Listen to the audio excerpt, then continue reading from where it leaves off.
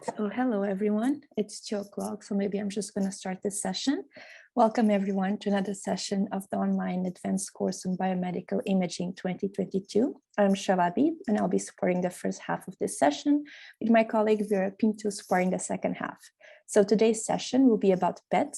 It will be conducted entirely in English by Professor Osawa Maslawi from the Division of Diagnostic Imaging at the University of Texas MD Anderson Cancer Center.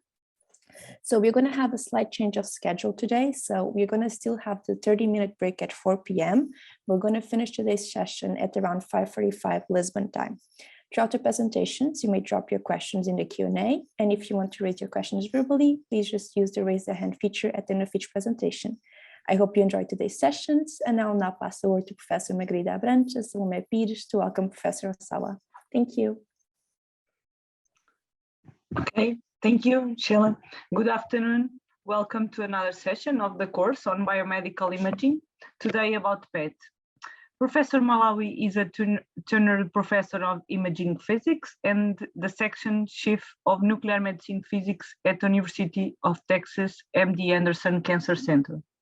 His research interests are focused on nuclear medicine physics with specific focus on PET-CT imaging. The research in his laboratory is directed at functional imaging using positron emission tomography. There is a strong interest about the factors that affect absolute quantification of PET images. And besides this, the ongoing research is looking at novel techniques of imaging acquisition, correction, and also formation. Thank you very much, Professor Malawi. The floor is yours. Thank you very much for this invite. Truly, I appreciate giving this series of lectures today. I was talking to Sheila earlier that I have not had the opportunity yet to visit Portugal, but this is hopefully something that will be in the works and we'll get a chance to come and see you all in person. But again, thank you very much for the opportunity. Let me try to share my slides. And we're going to have 3 lectures today. We're starting with the fundamental principles of PET imaging. Before I start, let me make sure that you can all see my slides. All is okay? Yes, we can, Professor. Excellent. Thank you very much. So I have nothing to disclose for this lecture, and we will have some learning objectives. We will try to cover how does a PET scanner really work, its components, construction of the system, principles of operations, what type of corrections do we perform, and then finally end with PET-CT. Since PET scanners right now are no longer available as dedicated PET scanners, but rather primarily hybrid PET-CT systems. When we talk about PET imaging, the first thing to know is that PET is a functional imaging modality, functional as contrasted to a structural imaging modality. So like when we talk about CT and MRI, you can see the internal structure of the body, different organs in the body, and how do they look, and so on and so forth. Whereas in PET imaging, the primary focus is the function of these organs. So you can see pictures, and I'm showing here pictures of the brain primarily because PET imaging was originally developed for brain imaging. And you can see here pictures, these are very old pictures that shows you blood flow. How does the blood flow in the brain after a specific task that is given to the patient? In this case, they are doing a visual task, and you can see that the blood is accumulating at the occipital part of the brain. Glucose metabolism, the breakdown of glucose in the body, in this case in the brain, also is a functional process rather than an anatomical process. Finally, like receptor binding or density, how many receptors are in the brain in a specific location for a specific type of a receptor in our body. So you can see that these images are showing us completely different perspective than your standard X-ray imaging or MRI imaging. And that's really the unique feature of nuclear medicine imaging, in particularly PET imaging.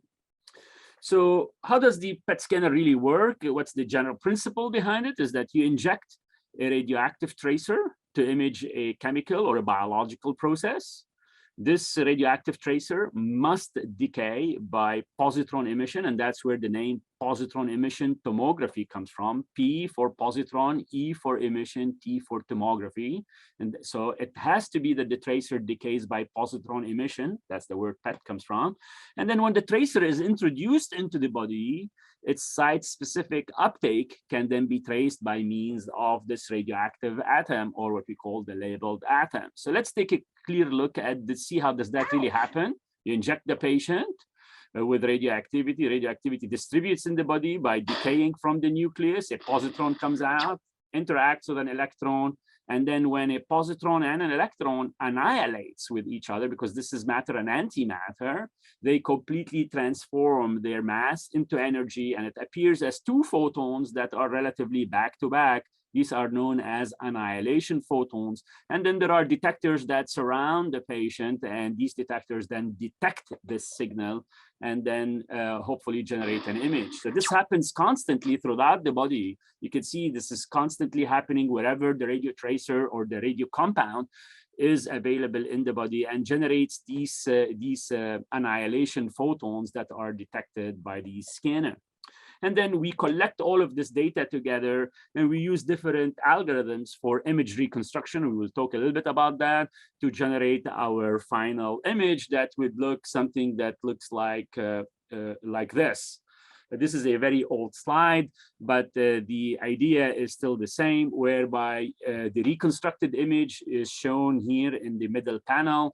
You can see uptake or areas of concentration of the compound. All images are acquired in the axial direction or transaxial direction, and then all of these slices are put together, and then you can reslice them to generate what we call a coronal representation or a sagittal representation. You can also create what we call a maximum intensity projection image. We will talk a little bit also about that later on. But how does this really process takes place inside the scanner? So let's take a look at a much more detailed approach of this process from the time that you administer the radionuclide in the patient to the time that you generate the image itself. Recall that when an electron and a positron annihilate with each other, their mass will be transformed into energy. And if you do the rest mass of an electron and rest mass of a positron, you will see that the total mass of this positronium, meaning electron and a positron, is equal to 1.02 MeV if you do the math for that. And this 1.2 MeV, 1.02 MeV, then appears as two annihilation photons of equal energy. That's why each one of these photons will be equal to 511 keV. And that's why in PET imaging, whenever you are imaging, always the annihilation photon will be equal to 511 keV, which is really an energetic photon when you think about it. So no matter what you administer into the patient, whether you administer a radionuclide with fluorine-18 or a radionuclide with like carbon-11 or oxygen-15 or nitrogen-13 or gallium-68, all of these are going to decay by emitting a positron, and it is the positron annihilation with an electron that generates these two photons, and they will always be equal to 511 keV. So in PET imaging, we are always imaging a single energy, which is the 511 keV photon energies, rather than like in regular gamma camera, the energies that we're looking at are dependent specifically about the radionuclide that we administer to the patient. Now, it's very important that the line along which these two annihilation photons travel will be known as the line of response, or we call that the LOR. Like I said, the annihilation photons will be back-to-back, 180 degrees apart from each other, and they will generate a line. This line will be known as the line of response. Now, let's get into a little bit more detail into this issue. Of course, in order for us to reconstruct an image, we really need to know where this line of response is. So the whole idea of PET imaging is the determination of the line of response. And this process will require a couple of steps. It requires that we detect each one of these photons, so like this photon that comes here and hits this detector, I want to detect it first. I want to assess its energy to see if it is equal to 511 keV or not. And then I want to check to see if there is another one that is happening at the same time, because remember, if this happens, if this annihilation photon happens, then this annihilation photon should happen. That's why we would call that coincidence. They happen at the same time. They coincide at the same time. We call this coincidence imaging in general. So we need to check coincidence assessment. So again, the idea is we need to detect the event, and we need to check to see if there is another event that happened at the same time for coincidence imaging. And then we need to store this data and then reconstruct the image and generate the final results. Okay, so then let's go and see how do we detect the signal in the first place. So detecting the signal requires also multiple steps. The first item is we said that we need to check to see if the annihilation photon is equal to 511 keV. We need to identify the location of where did this event occur. And then we need to stamp it with a specific time so that we know when did it really occur, so that we can check to see if something also occurred at the same time, diametrically opposite to it. And then we need to queue the event or store it in memory accordingly. So we're going to look at each one of these steps independently so that we understand the principles accordingly. So when an annihilation photon comes and hits a detector, the detector that we use in a PET scanner is primarily made out of a scintillating crystal. So scintillators are those materials that absorb energy and transform that energy into a light energy. So it's a transducer that basically transforms one energy into another form of energy. Usually the material of these detectors need to be very dense so that they can stop the incident energy of the photons, because we said that these are coming in with 511 keV. So this material need to be really dense to stop these annihilation photons. The material that is primarily used is either BGO, bismuth germanate oxide, or LSO, lutetium oxyorthosilicate, or gadolinium oxyorthosilicate to capture these annihilation photons. Most scanners now use LSO rather than BGO or GSO, and we'll talk a little bit about that.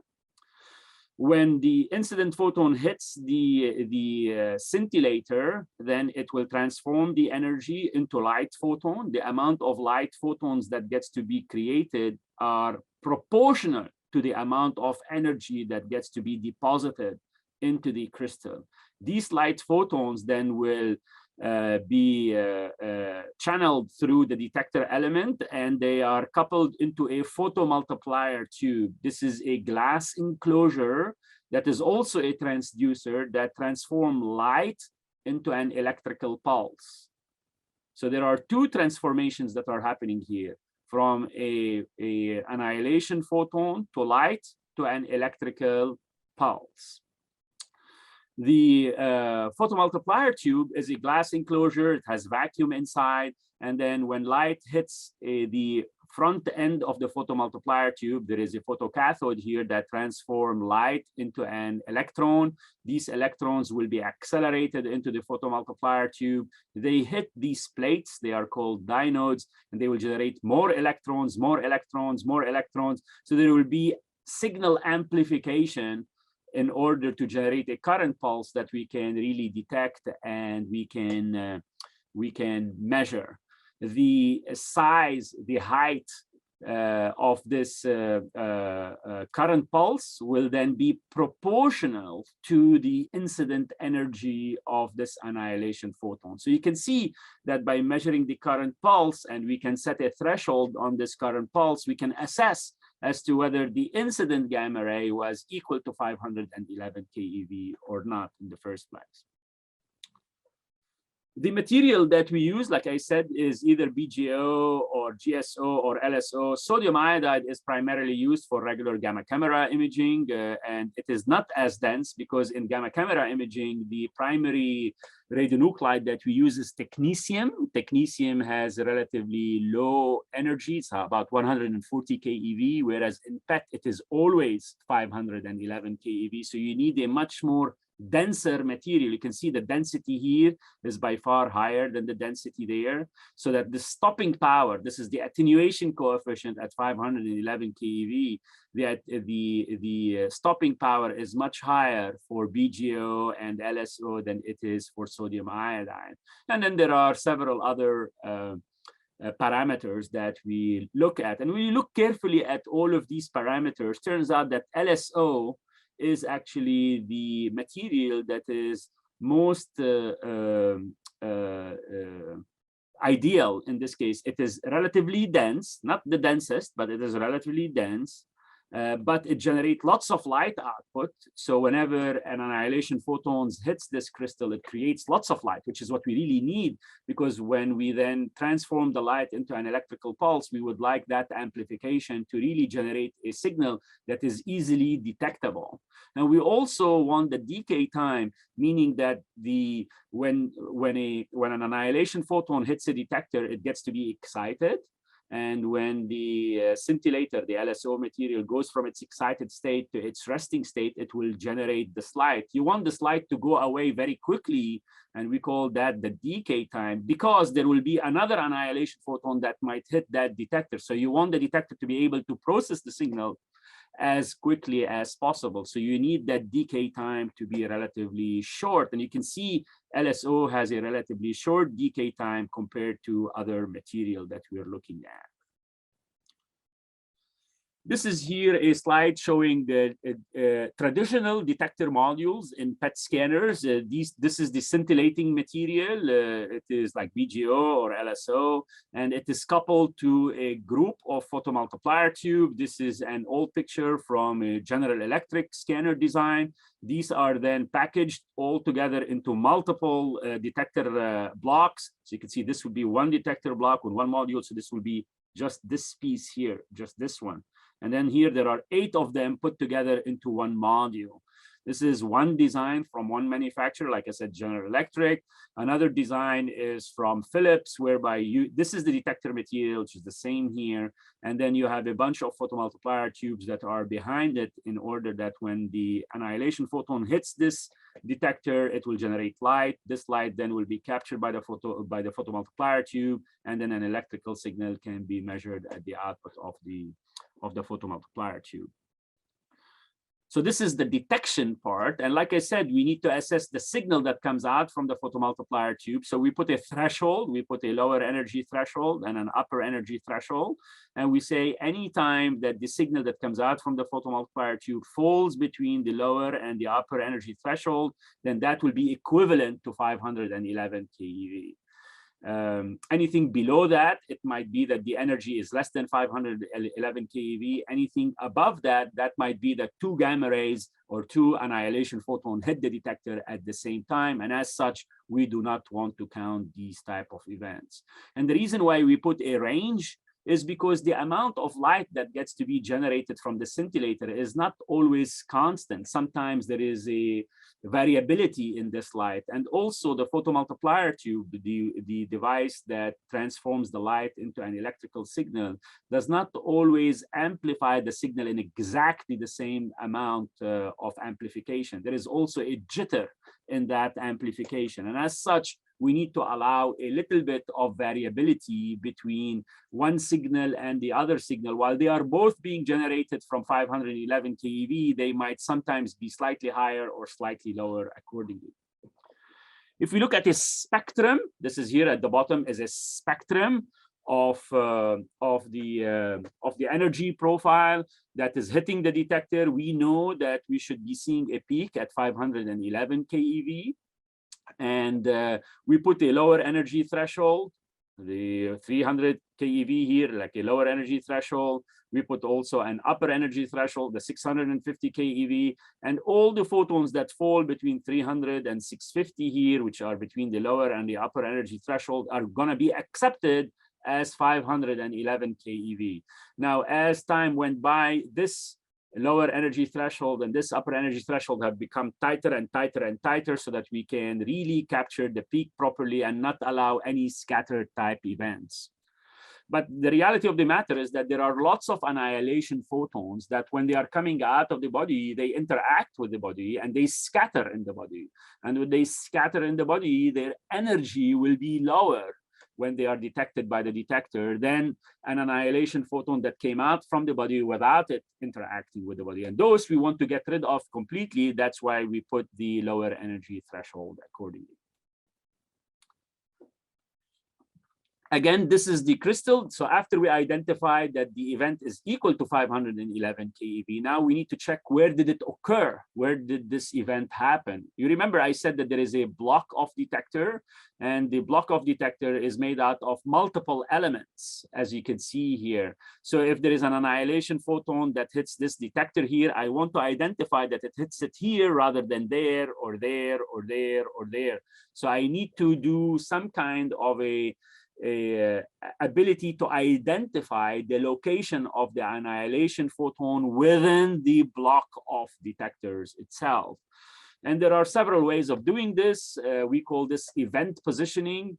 The approach that is used primarily in the majority of PET scanners is that you can take the block and etch it, as you can see here, cut it in the following way, so that in the event that an annihilation photon hits the edge detector here, the light will be channeled all the way down and it will not be distributed out. So you can see here when it hits it on this side, the light will be, the light will be channeled all the way down to the end of the block. Whereas if it hits it on the second detector element, as the light is coming down, it'll start to flare out a little bit and it'll be shared with other type of, it'll spread out a little bit further. And again, if it is on the third one here, it'll be shared further and further. And if it's on the fourth, it's shared further and further. And this way, you can see that how we can encode where did the event occur in the crystal block itself. We also can use Anger logic. Anger logic is a technique that is used in gamma camera also. So you can see now we're looking at the detector from the top part. So this part here is what I am showing now in this case.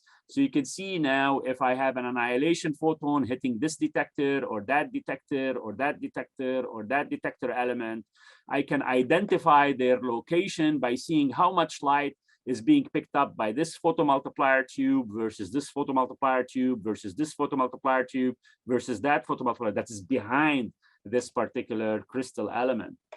And by seeing how much light each photomultiplier tube is detecting, I can triangulate, we call that Anger logic, triangulate where did the event occur within the crystal block. So if we first identify whether the energy is equal to 511 keV, the second thing we do is to try to identify where did the event occur within a crystal block. And then the next thing that we need to do, you remember, is for me to try to assess if there is another event that happened at the same time that is along the line of response, but in an opposite detector to the one that I am detecting. We call that the coincidence assessment of these events. Mind you, each one of these annihilation photons that hits a detector, we call that a single event. And two single events that happen at the same time, we call that a coincidence event. So the question now is, when I detected this event, I want to assess to see whether there is another event that happened at the same time. And if so, I will then store it in memory and process it accordingly. So now let's go ahead and try to see how do we assess coincidence. There are several concepts that we need to introduce. There is the concept of acceptance angle, and we need to introduce the timing of the coincidence. What do I mean by acceptance angle of coincidences? Let's assume this is the scanner. It's like a ring of detectors, like I'm saying. And let's say this is a detector element here. We would like to see if there is a coincidence between this detector and that detector, or this detector and that detector, this detector and that detector, this detector and that detector, you know, all of these. The acceptance angle of a detector element with all the other detector elements. So this angle here is known as the acceptance angle within the plane, within the same slice of the scanner. We call that acceptance angle in the transverse direction. And you can see that the acceptance angle will define the field of view of the PET scanner in the slice that we are acquiring. So I just wanted to introduce that concept as acceptance angle within a slice, but you can also think that if I turn this on its side, and now I'm looking at acceptance angle between one slice and the other slice, because the scanner is made out of multiple detectors along the Z direction. So then you can see now, now this is the Z direction of the scanner. Before we were looking at acceptance angle within the same ring of detector. So this is within the same ring, which is looking at this coincidence between this one and that one, or this one and that one, this one or that one. These are all represented by like something like this line here, and the angle here is 0 because they are all within the same slice. But you can see that there could be coincidences between one slice and a slice adjacent to it, or one slice and a slice adjacent to it in the other direction. So this would be an acceptance angle along the axial direction across the Z-axis of the scanner, the depth of the scanner. And you can see that that could happen also with 2 detectors off, 3 detectors off, 4 detectors off, 5 detectors off, and so on and so forth. And manufacturers allow coincidences between as many detectors as you want. This is part of the scanner design itself, as well as allow coincidences between within the same slice between like allowing this much, or they could allow a much smaller amount of detector. That's also within the design of the scanner. Obviously, reducing the acceptance angle in the transverse direction will reduce the field of view of the scanner. Widening it will increase the field of view of the scanner. But you can see also at the same time that there is no need for me to have an acceptance angle between this detector and let's say that detector here, because the patient is not going to fill that space anyway. So there is no need to really make this acceptance angle very, very large. It should be limited in such a way where the patient will be located in the machine at the same time. Okay, I hope that this concept is clear and you understand acceptance angle in the transverse direction as well as in the axial direction, because now we're going to take this further and talk about how do we measure these lines of response and put them in memory. Remember, I said if I have a detector that detects an event and another detector detects an event, whether it's in the same slice or it's across the slices of the scanner, I need to check to see if they happen at the same time or not. Well, for that, I need to use an electronic circuit called a constant fraction discriminator that captures the time of when did this event occur. So whenever a gamma ray, an annihilation photon hits the detector material will generate light. Light will be transformed into an electrical signal. This electrical signal will be passed into a device known as a constant fraction discriminator that captures the time of when did this event occur. Similarly, at the same time, I'm doing the same thing for a detector that is diametrically opposite along the line of response of the PET scanner. And I capture also the time of when did that event occur. And since usually in an annihilation photon, these two events occur simultaneously, it happens at the same time. There are 2 annihilation photons, each one of 511 keV that are created simultaneously. From an interaction of a positron and an electron, then this time need to be very similar to each other. And I check to see if the timing of this device and the timing of that device is relatively the same or not. And if it is, then I am going to accept that these events happen in coincidence. If it is, if the time is very different, then I'm going to say that these 2 events are not correlated with each other. And as such, they do not represent the same line of response. That is the whole idea of coincidence timing of a PET scanner. This coincidence timing of a PET scanner, now here I'm showing it 12 nanoseconds. This is an old slide in the newer current commercial PET scanners. This number goes down all the way to like 3 or 4 nanoseconds. So we are able to pinpoint the events more accurately as far as their coincidences are concerned. Okay, So now that we have an event being detected in here, check to see if it is equal to 511 keV. Another one happens here, check to see if it is also 511 keV. I check to see their time, their energy, and the location. And if everything is falling correctly, then I take this event and I store it in memory. I store the location of this detector and that detector. So the XY location of this detector and the XY location of that detector. And I say there is something that has occurred along this line.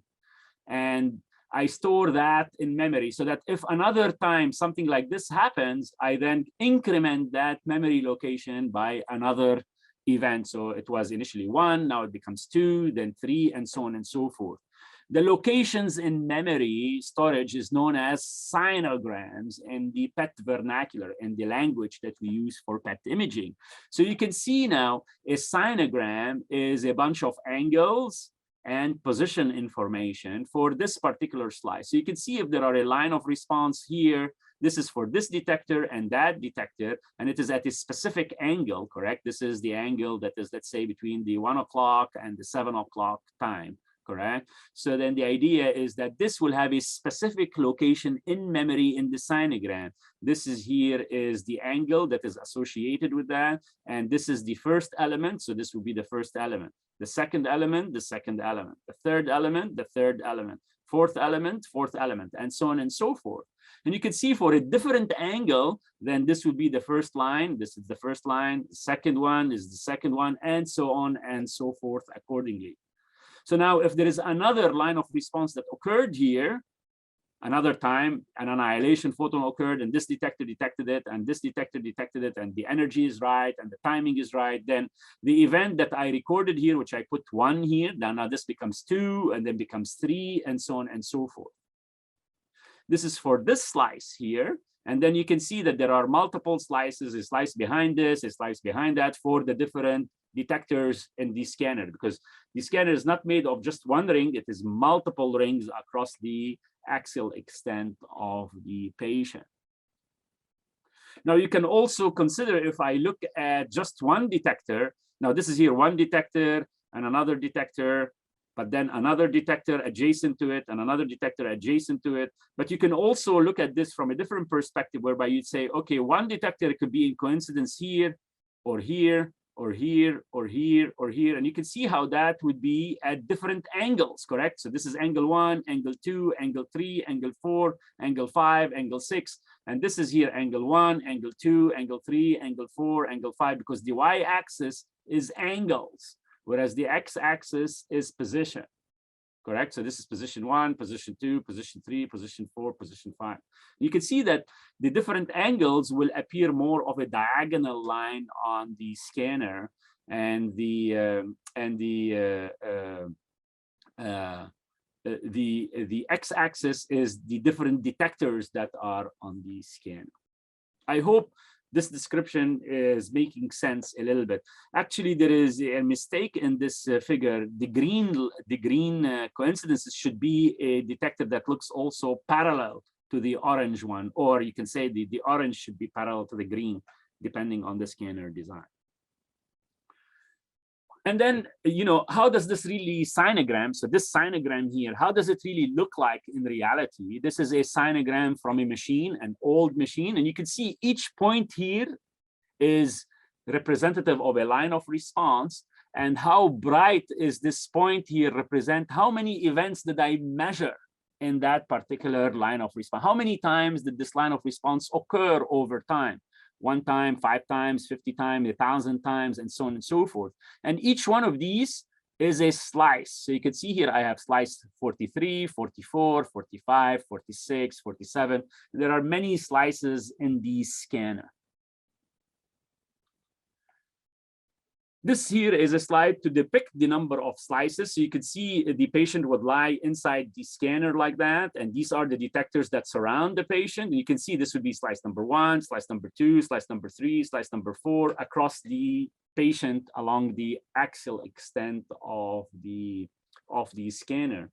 And to talk about slices correctly, now if I take the scanner and look at it from the side, which would look something like this. So these are the detectors. This is the first detector ring. This is the ring behind it. This is the third ring, the fourth ring, the fifth ring, and the patient will be lying inside this machine. So you can see coincidences between the ring, let's say the detector that's at the 12 o'clock and the detector that is at 6 o'clock. Let's say that there is a line of response between them. So that will be the slice there, correct?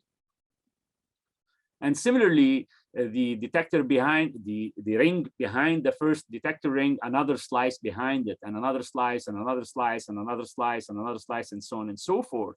So you can see how these slices are generated in a PET scanner. Now, of course, we're looking at it from the edge, but and I'm looking at only, let's say, detector that is at the 12 o'clock location and a detector that is at the 6 o'clock location. But these detectors can be at any angle within the same slice itself. I'll show you another slide that will hopefully try to explain this more clearly. We call lines of response that are in the same plane, we call these direct slices. But remember that I said that there are also coincidences that happen between a slice and an adjacent slice to it, and we call that the coincidence acceptance angle along the axial direction. So you can see that I could also have coincidences between this slice and the slice adjacent to it, or this slice and the slice adjacent to it. And these two here, lines of response, I can combine them together and make them like a slice that occur at the edge of detector number 1 or ring number 1 and ring number 2. So to show that in a real scenario, so assume that now this is the scanner, this is from the side view of the scanner, you can see the direct slices. So this is coincidences between the detector, let's say at the 12 o'clock and the 6 o'clock, or in this case, perhaps maybe the 3 o'clock and the 9 o'clock because we moved it around. And you can see that they could create slices around the patient head. But if I allow coincidences between one detector and the detector adjacent to it, as I'm showing in this case, you can see now I can increase the sampling across the patient's head. And in this way, I can improve the way that I can represent the images that are being acquired of this patient's head. And you can see that if I increase the ability of this detector talking to other detectors, then I will be able to even further and further improve the sampling across the patient's head, like I'm showing in this slide. So you can see here, I'm allowing even further and further coincidences. So that improves, like I said, the ability for me to sample the object that I am imaging in a much more suitable manner.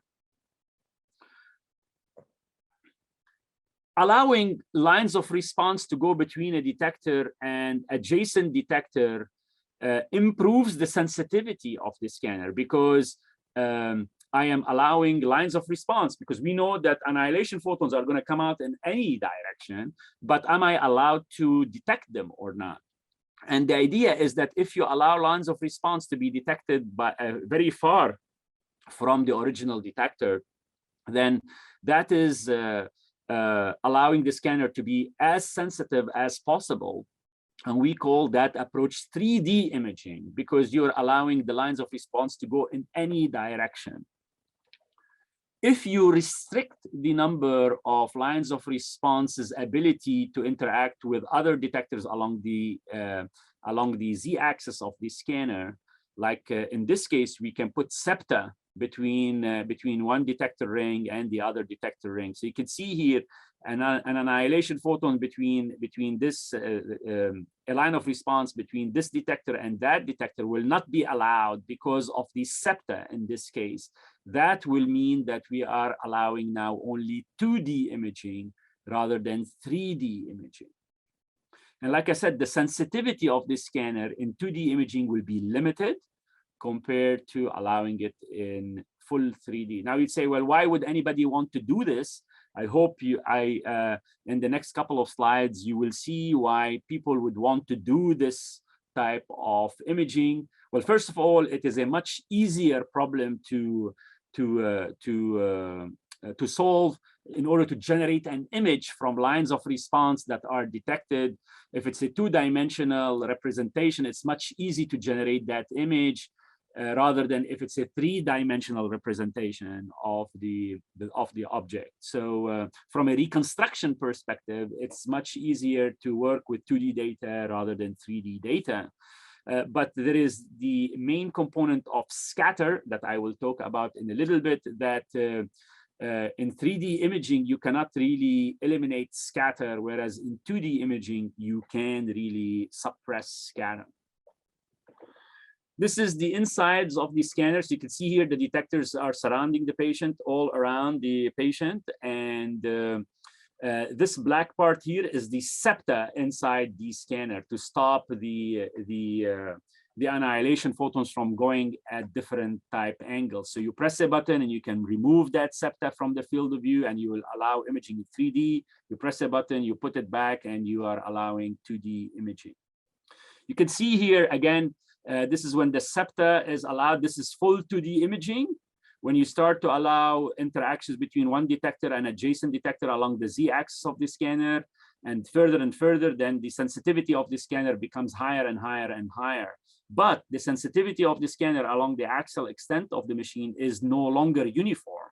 It follows a triangular shape, as you can see here, rather than a uniform shape. So first, the sensitivity is higher, but then here in pure 2D, but the problem is that it is not uniform across the whole field of view. So if you are imaging here versus imaging here, you get different count density, even of a uniform object that you are imaging. This is the slide that I was trying to talk about related to 2D versus 3D imaging and scatter. You can see that as the annihilation photons are emerging from the patient's body, if they interact inside the body and they scatter, you can see an annihilation photon, rather than it's continuing in this direction, it might scatter and go in this direction. When it goes in this direction, it will be stopped by the septa and will no longer be counted.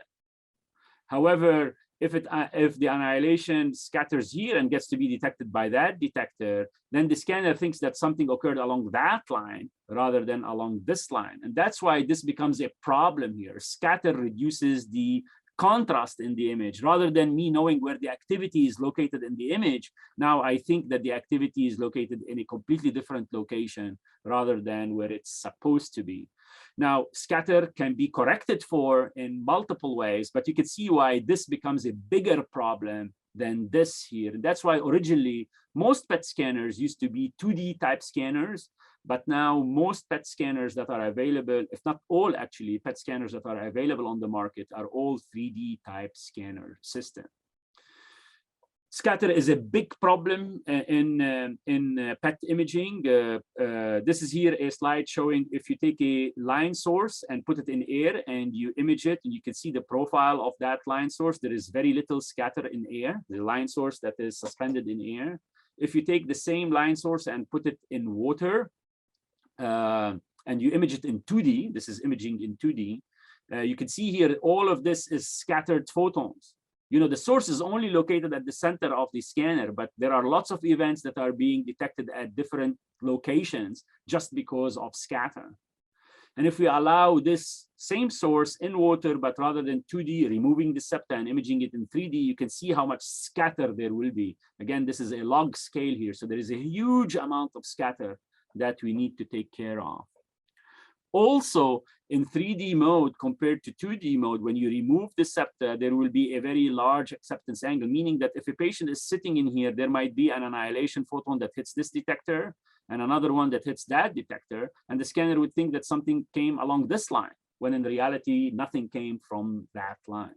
So we also need to keep that in mind, that when you remove the septa from the field of view and image in 3D, there will be by far more events that are detected, but sometimes these events are not correlated with each other. I just want to recap and say that whenever you have an annihilation event occur, there is a photon that will hit that detector and another photon will hit that detector. And if the energy is right and the timing is right, then we will say that something occurred along this line, and this would be a true event. You could see that if the same situation occurred, but now the event scattered in the body, then rather than continuing in this direction, it will scatter and go in that direction. And now the scanner thinks that something occurred along that line. This is a bad event. We don't want this event to be detected. But that happens a lot because scatter is the main form of radiation interaction in matter. Another opportunity is that it might be two annihilation events that are occurring, and one detector is detecting one of the annihilation photon, and another one here is detecting this annihilation photon. This one here escapes or is not detected or is completely stopped by the patient, and now the scanner thinks that there is something that is detected along that line.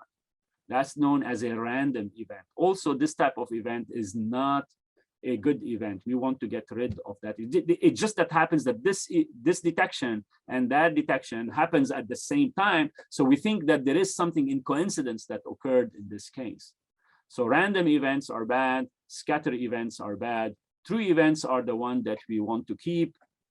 And the part of the corrections that we do in the scanner is to try to suppress scatter, suppress random, and keep the true events. The scanner cannot differentiate scatter from random from true. So the total events that the scanner detects is the total of these events altogether. There are ways to correct for these type of random events. There is a slide here. I'm not going to go into its detail. And similarly, there are ways to correct for scatter events. Again, rather than the event being detected along this line, because of the scatter, it will be detected along this detector. And now the scanner thinks that something occurred at this line. Now, because this is a different angle, rather than being detected in the cyanogram here, it will be detected in the cyanogram there. And as such, it will be wrongly positioned, and we need to correct for that.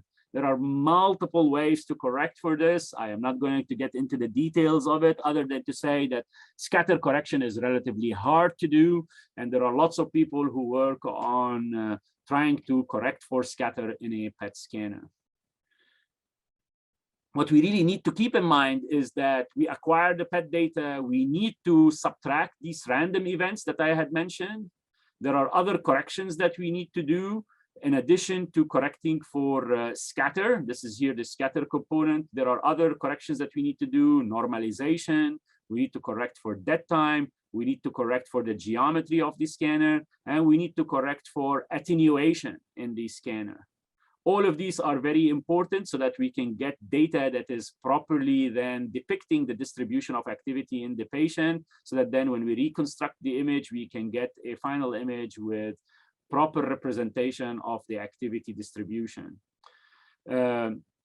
To correct for, and then draw regions of interest, and then see the activity distribution in this location or that location or that location. And we put a number associated with that we call standardized uptake value, your SUV value, that then truly represent the activity distribution inside the patient. Like I said, there are multiple corrections in that aspects. There are normalizations, which is the detectors are not always performing exactly in the same way. When you illuminate them with the same amount of radiation, they do not always respond in an exactly similar manner. So you want to normalize that difference. So you create a map that suppresses or augments the performance of the detector according to its performance, so that then if you acquire data that looks like this, you normalize it, and then it would look like that, which is showing that all detectors are performing in a relatively similar manner compared to, like in this case here, these detector elements are by far more hyper, meaning that they are detecting more events than they should be because of spurious noise or what have you. So you normalize that by multiplying it by a factor that is relatively a lower count density. So when you multiply this map by that map, it suppresses this line here and it'll show you in a good way. That's known as normalization. That time, we know that the PET scanners are using scintillating material, and scintillating material are paralyzable type detectors. So the more and more activity you put in the field of view, the detectors are not able to keep up. And as such, they will no longer be able to count in a uniform linear manner, meaning as you add more and more activity or more and more events, the scanner should see more and more counts. But the reality of the matter is that this will increase uniformly initially, and then will start to decrease because the detectors are a parallelizable detector. So you need to correct for that, and that is known as the dead time type correction of the scanner. And there are correction techniques that are applied in the scanner for that purpose. There is also decay correction. We know that when you inject a person with radioactivity and you image the patient, as you are imaging the patient, the material that is inside the patient is decaying. And if the imaging time is relatively very long, then the amount of activity that you are measuring is not truly representative of what is inside the patient, because a lot of it has already decayed. So we need to correct for the decay during the time that we acquire the data. If we know what is the material that we injected, we know when did we inject it, we know what is the scan duration, then we should be able to correct for that. So we'll put also decay correction. The scanner is circular in shape, and as such, there is a correction for the geometric shape of the scanner, because the lines of response are not uniformly spread across the field of view. You can see as we move from the center of the field of view to the edge of the field of view, the lines of response are starting to become more and more bunched together here, compared to when you are at the center of the scanner. So the distance between this point and this point is larger than the distance of this point and that point. And as such, we need to adjust the location of these lines of response in the scanner. Otherwise, there will be a compression in the image of events that are happening at the edge of the field of view compared to the center of the field of view. And that is also applied within the scanner as part of the image reconstruction process. One component that is very, very important in PET imaging is attenuation. If the idea is to try to find how much activity is inside the patient, then what we are measuring is not truly what is inside the patient, because some of the activity that is inside the patient got to be stopped by the patient. The attenuation coefficient of soft tissue at 511 keV has a half value layer of 7.2 centimeter. That means that if you have an annihilation photon that moves in 7 centimeter, half of those that move in 7 centimeter are completely attenuated, completely are stopped inside the body. So we need to correct for that.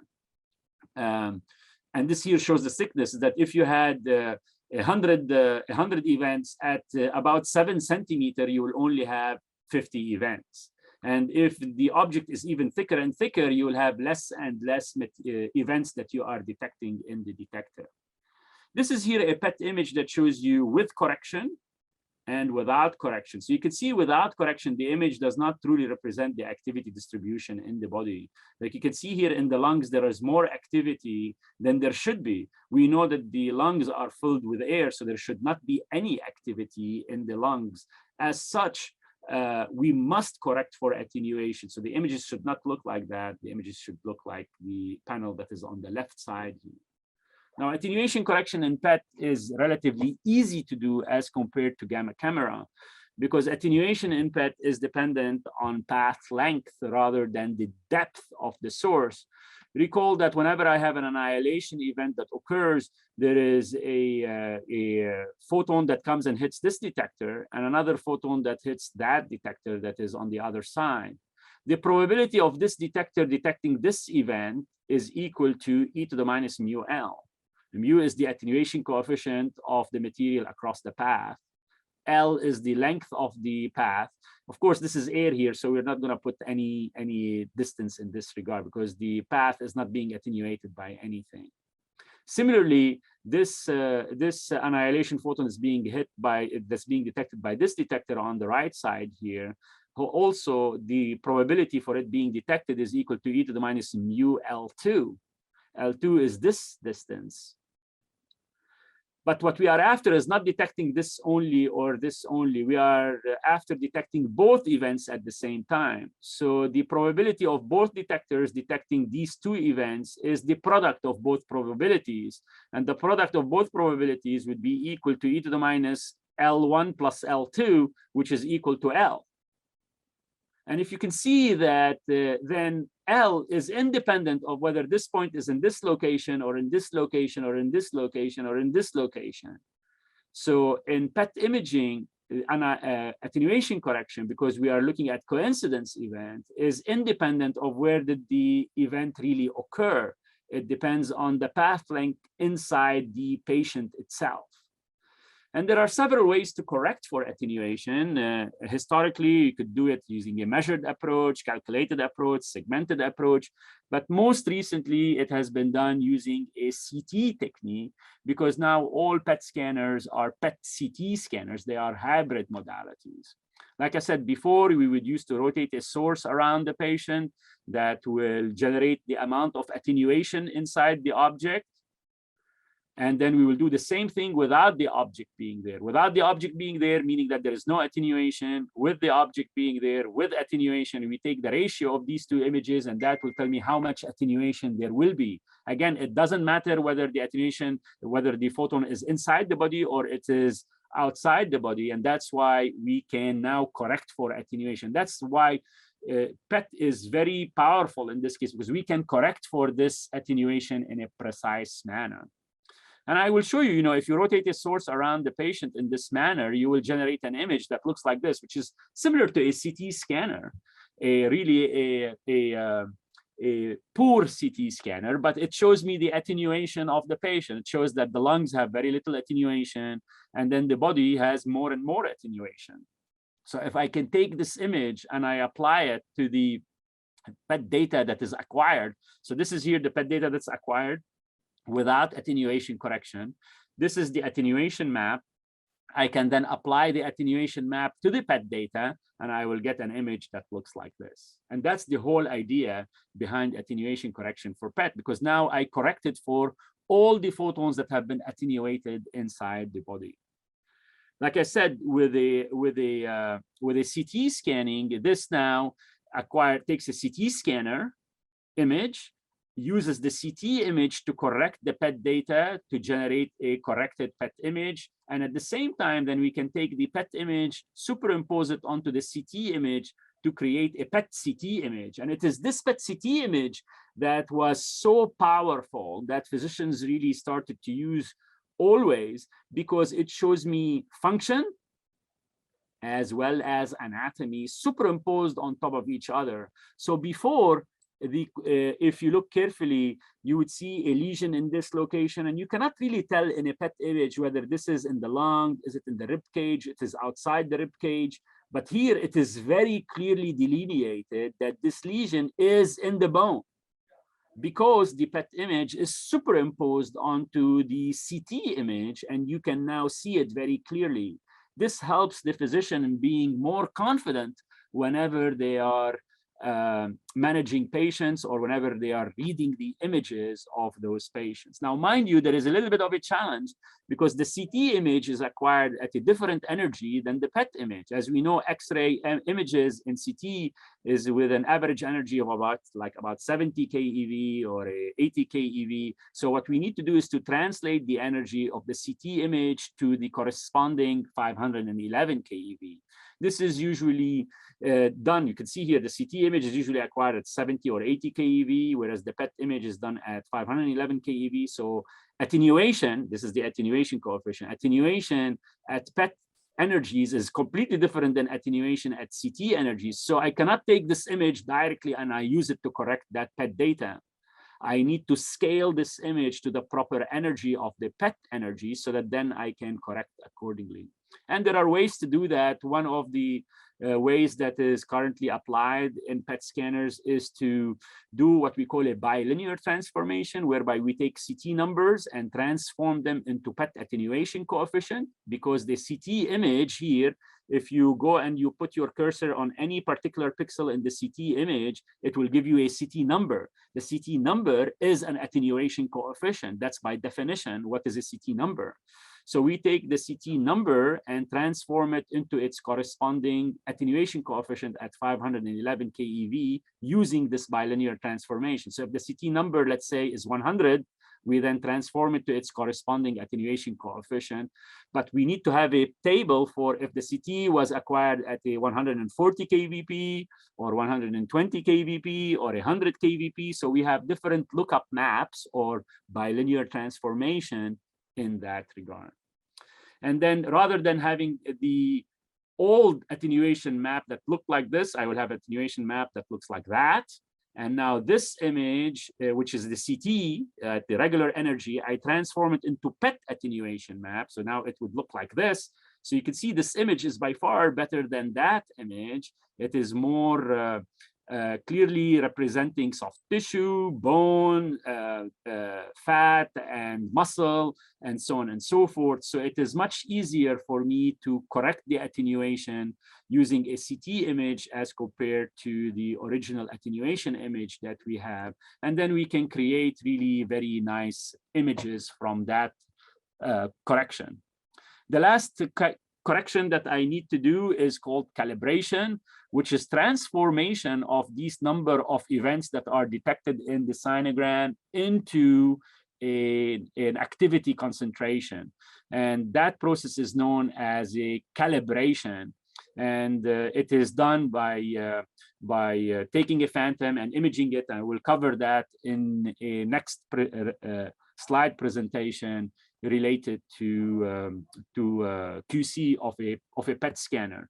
I have several other slides related to sensitivity of a PET scanner and resolution of a PET scanner that I will skip because I want to talk about PET CT and show you how does a PET CT look like.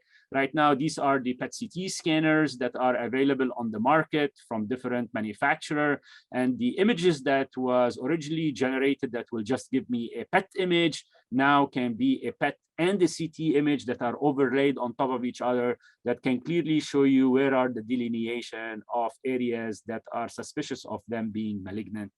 And I'm going to stop here and say thank you very much and see if there are any questions in the chat. So let me stop here and look at some questions. And I cannot read any of this, so. We actually have 2 questions. I don't know if you can see them in the Q&A or if you want me to read them out loud. Okay, let me see here. Okay, I have a question regarding scatter correction. The fact that one event may occur in a non-central position adds itself an inherent delay between detections due to difference in distance, albeit practically, but scattering interaction might extend the photon path by a larger distance. Yes, absolutely. So the colleague Jose is asking that when you scatter, obviously now there might be a longer path, and as such, the timing will be different. That's absolutely true. And the timing that we are looking at right now is not a time that can really measure the difference of arrival of the annihilation event in one detector versus the other detector. I will talk a little bit about that process, which is known as time of flight PET. Right now, we're talking about coincidence timing, which is the time of an event occurring in one detector and then another event occurring in a diametrically opposite detector. This time is in the order of nanoseconds. The time of arrival issues to see whether they are occurring at the same time or not is in the order of picoseconds. And I will be discussing that concept in time of flight imaging. So please bear with me, Jose, a little bit for the second or perhaps maybe the last talk in this session. Can we use AI techniques to increase the counting efficiency of the detector? No, we cannot increase the counting efficiency of the detector using AI techniques. But what we could do is use AI techniques to create a better image, even if I had less number of counts. So I can use AI techniques during image reconstruction so that even if I had an image that is noisy, what I can do is AI techniques during image reconstruction can say, well, you know, I understand that this is a noisy image, but I can remove the noise in the image because I know it should look like that. So it is as if like I am improving the efficiency of the detector, but it is not truly changing the detector efficiency, it's changing the result on the image itself. What about whole body PET? Yes, Maria, excellent question. I will be talking about that in the recent advances of PET imaging, whereby we will talk about whole body PET. There are a couple of manufacturers that have whole body PETs available right now, and we will talk about the advantages of that. That's part of the advances in PET imaging. And again, thank you very much also, Maria, for the question about time of flight. This is also what Jose, I believe, was asking about. Time of flight imaging is a recent advance of PET imaging, relatively speaking, the past 20 years or so. PET imaging, by the way, was introduced in the early 50s. It became clinically available in the 90s. Time of flight became available in the 2000s, although time of flight was already, the idea of time of flight was already there. But was not really commercially available up until the early 2000s. And I will talk specifically about time of flight imaging and how we can harness time of flight for improving image quality. But initially, coincidences are not what we are talking about when we are discussing time of flight. It is just to ensure that this event and that event occur at a time that they can be considered are coming from the same event or not. Not to try to position them within a specific location along the line of response. That's a completely different concept, and it is in the order of picoseconds rather than nanoseconds. Perfect. Thank you so much, Professor Osala. I think that's all the questions we have so far, but if anyone has more questions, feel free to drop them in the Q&A. And if you want to proceed to the second lecture, you may do so. I don't know if Salome or Professor Margarida want to say anything. No, thank you very much, Professor Malawi. It was a great talk, and if actually understanding PET equipment and all the components that can be individually optimized makes a PET in a constant evolution. So I think we can go to the quality assurance testing and quantification. Thank you. Okay, so here we go for the second lecture. And, you know, the second lecture is supposed to be quantification and quality control, which is really a very big topic. And I'm not going to be able to cover it in 1 hour. So I decided to just pick the issue about quantification. And through that, we will perhaps maybe talk a little bit about quality control on a scanner in general. So let me put this in view mode like this. And then again, I have no disclosure and start from here by saying, you know, you've seen the slide before. One of the most important things about PET imaging is its ability to quantify an image. What does it really mean to quantify the image? It means that if a physician goes, you can see my cursor, correct? Or no, you cannot see my cursor. Yes, we can. Yeah, so you can see if a physician goes and puts their cursor in here, they can tell exactly how much of the material that I injected into the patient ended up being in this location or in this location or in this location or in that location. And this information is very, very powerful because you can see that if I take an image now and I see that the patient has this amount in this location, and then I can then go and put this patient in some form of a treatment, whether a chemotherapeutic or a radiotherapeutic or whatever.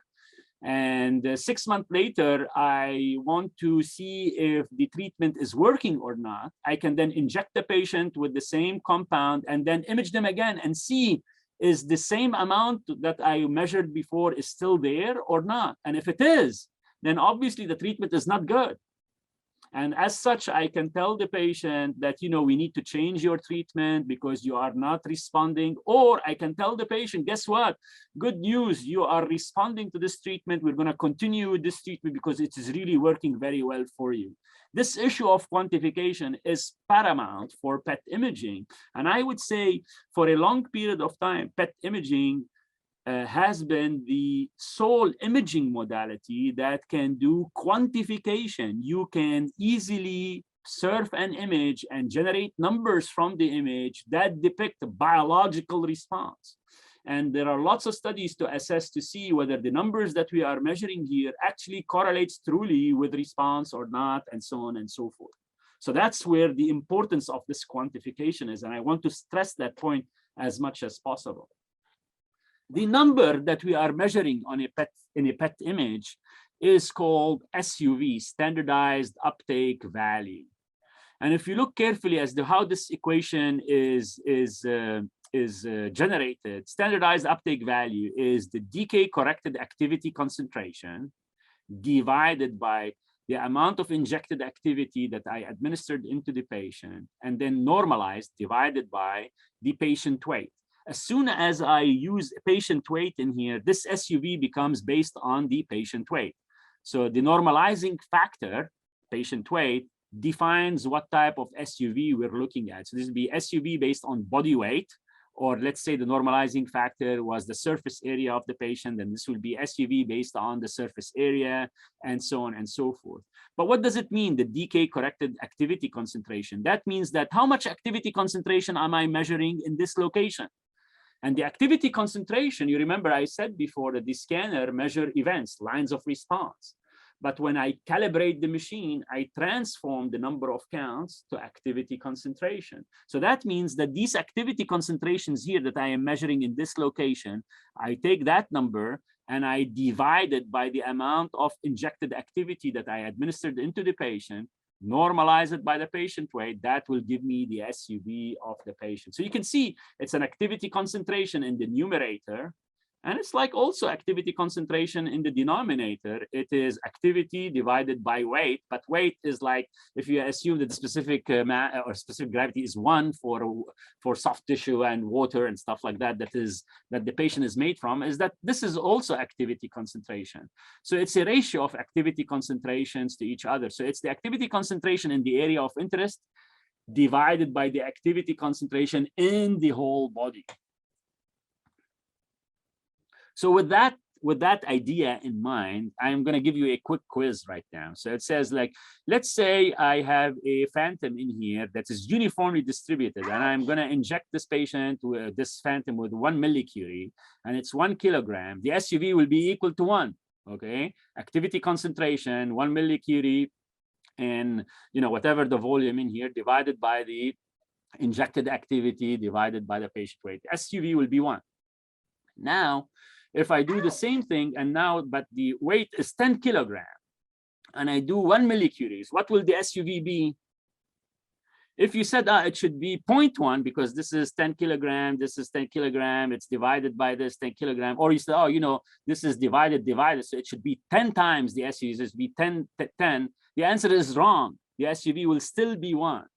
Because again, it is the ratio of activity concentration divided by the injected dose divided by or normalized by the patient weight. Similarly, if I keep the same weight, but I change the amount of activity, one time I do 1 millicurie, the other time I do 2 millicuries, the SUV will also be 1 in this case, because each case is independent of the other, okay? Now let's go, and I hope I made the point, the important point that quantification, measurement of these numbers is paramount for PET imaging. And as such, we need to see what are the factors that will modulate or affect the values that we are looking at in a PET image. And there are several factors that impact these numbers, and some of them rely on the patient compliance, such as, we usually ask the patient, this is primarily for fluorodeoxyglucose, we ask the patient to fast, we would like the glucose of the patient to be between a certain level, and so on and so forth. There are something that are related to scan conditions, such as the scan time, whether you administered the activity correctly or not, and so on and so forth. And we will talk about all of these factors. And then finally, there are things that are related to the scanner itself, such as calibration, maintenance, and that's where we're talking about the QA type procedure of the scanner. And there was a very luminary paper actually published in 2009 showing the effects of each one of these factors on the outcome measure of SUV in a PET scanner, showing that on average, like a change in glucose level would be affecting the SUV by 15% with a maximum possible change of 75%. So this is huge. if the whole idea of me trying to see if a patient responded to a treatment by saying the value changed by, let's say, 15% or 20% due to the treatment, then anytime it changed just because of a glucose level or because of scan time or because of infiltration or because of motion will cause such big changes, then obviously any change that I am reading on the PET image might be biased because of these factors. So we need to make sure that these factors are accounted for, or we need to ensure that these factors are not present in our PET image in order to assure ourselves that the results that we are seeing are truly depicting the biological situation inside the patient. And this has ramification actually for clinical trials as well as the cost of the clinical trial studies, and I'm not going to spend time on that. But let us focus our discussion about things related to scan conditions per se. The scan conditions are having several sub-elements here. Let's look at scan time post-injection. So we said that when a patient comes to have a PET scan, we inject them with the radiopharmaceutical. We usually ask them to wait for 1 hour for the activity to distribute in the body, and then we put them inside the scanner and we image them.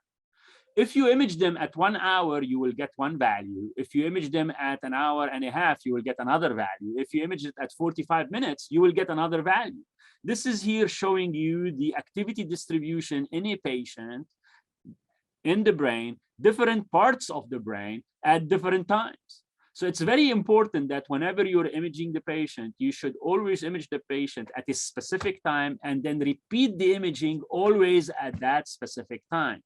Otherwise, the difference in time might cause the difference in your measured SUV in the area of interest. So scan time post-injection is fundamental. And usually, if it is within the same about 10 minutes or so, then the results are going to be, the differences in the results are going to be relatively very minimal. Remember that we said that SUV is decay-corrected activity concentration divided by the injected activity in the patient, normalized by the patient weight. So when you administer the activity to the patient, but let's say there is infiltration meaning that when you administer the patient with the activity, lots of the activity stays in the arm. It does not distribute in the body. So you can see here, in this case, the patient was administered activity and it stayed in their arm rather than distribute itself in the whole body. So then the SUV measurements are not truly going to be based on the injected dose, because the injected dose was not distributed in the whole body. It stayed in the arm. So the measurements that I am doing here or here or here or here or here or here will not truly be depicting the true activity inside the patient, because, or the SUV that I'm measuring, because I had assumed that I injected the whole activity into the patient, but in reality, it's not. This problem is actually a big problem because most of the time the patients are scanned with arms up. As you can see, the arms are up. And most of the time, the administration of activity is done at the wrist, at the radial vein, at the wrist side, at this type, or rather than at the elbow. Okay, rather than the elbow, we do it at the wrist side. And since the patient is scanned with arms up, the arms are not part of the image. So you will not know whether there was infiltration or not. And as such, your image might be completely reflecting SUV values that are not accurate. So we really need to be very careful about ensuring that when we administer activity to the patient, it is without any infiltration.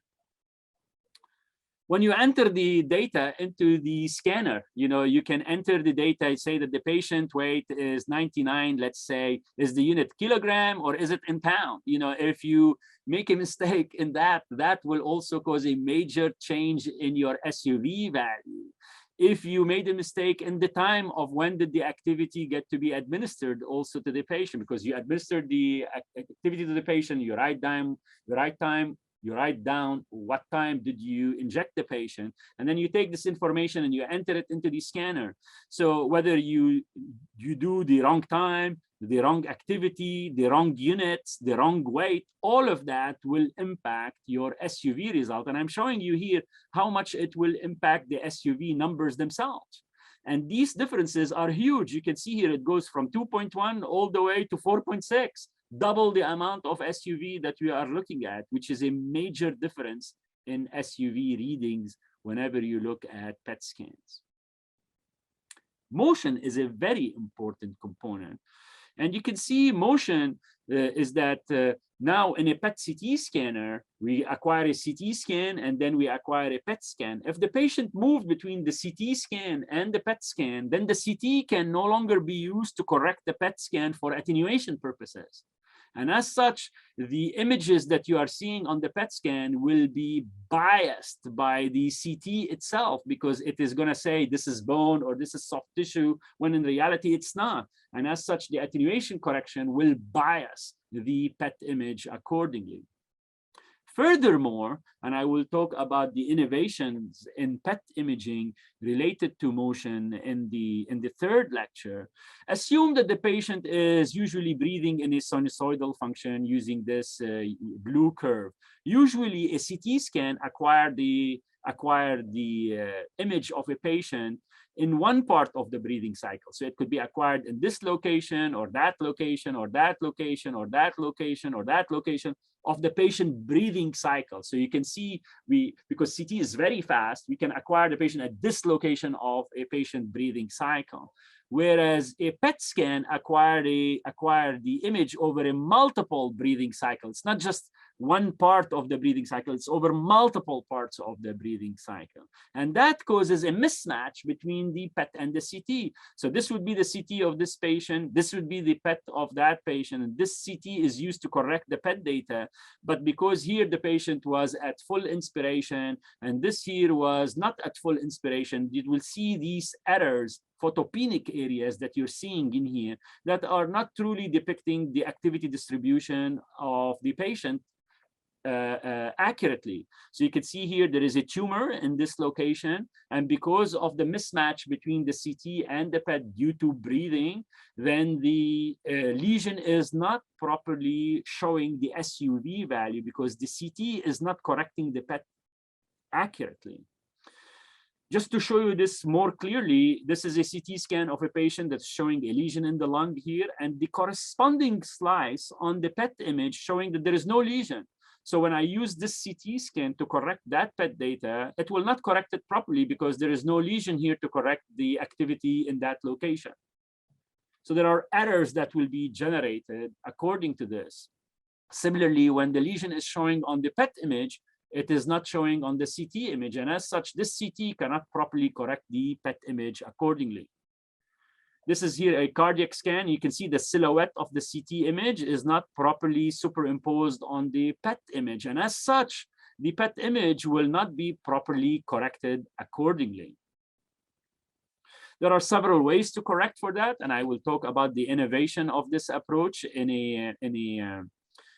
the next lecture about correcting for mismatch between the PET and CT. But I can show you here the slide that was showing a photopenic area and the tumor is not clearly shown. Now we correct for that, and now you can see here the lesion is clearly shown and there is no photopenic area in that location. Similarly, the cardiac image that I was showing you, it appears as if like the heart has an infarct. There is no uptake in the heart in here, as if like the patient is having like an infarct. This is a situation whereby the compound is not being picked up in the heart due to the muscle of the heart being dead in that regard. But in reality, this is not true. It's just because the CT image is not properly correcting the PET data. You can see here the CT falls outside the PET image, and then after we correct for it, you can see it is properly done. Another problem is that, you know, if a patient is breathing and they have a tumor, let's say in their lungs, the tumor will be spread out because the PET image is acquired over a longer period of time compared to a CT image. And because the PET is acquired over a longer period of time and the patient is breathing during that time, the distribution of activity will be spread out in the tumor. And because the picture now is showing the whole transition of the tumor back and forth. I don't know if there is a movie that here will play or not. No, sorry about that. But you can see how that is now occupying a larger volume. And if it occupies a larger volume, the activity will be spread over that larger volume. That means that the activity concentration will be underestimated because now the volume is larger.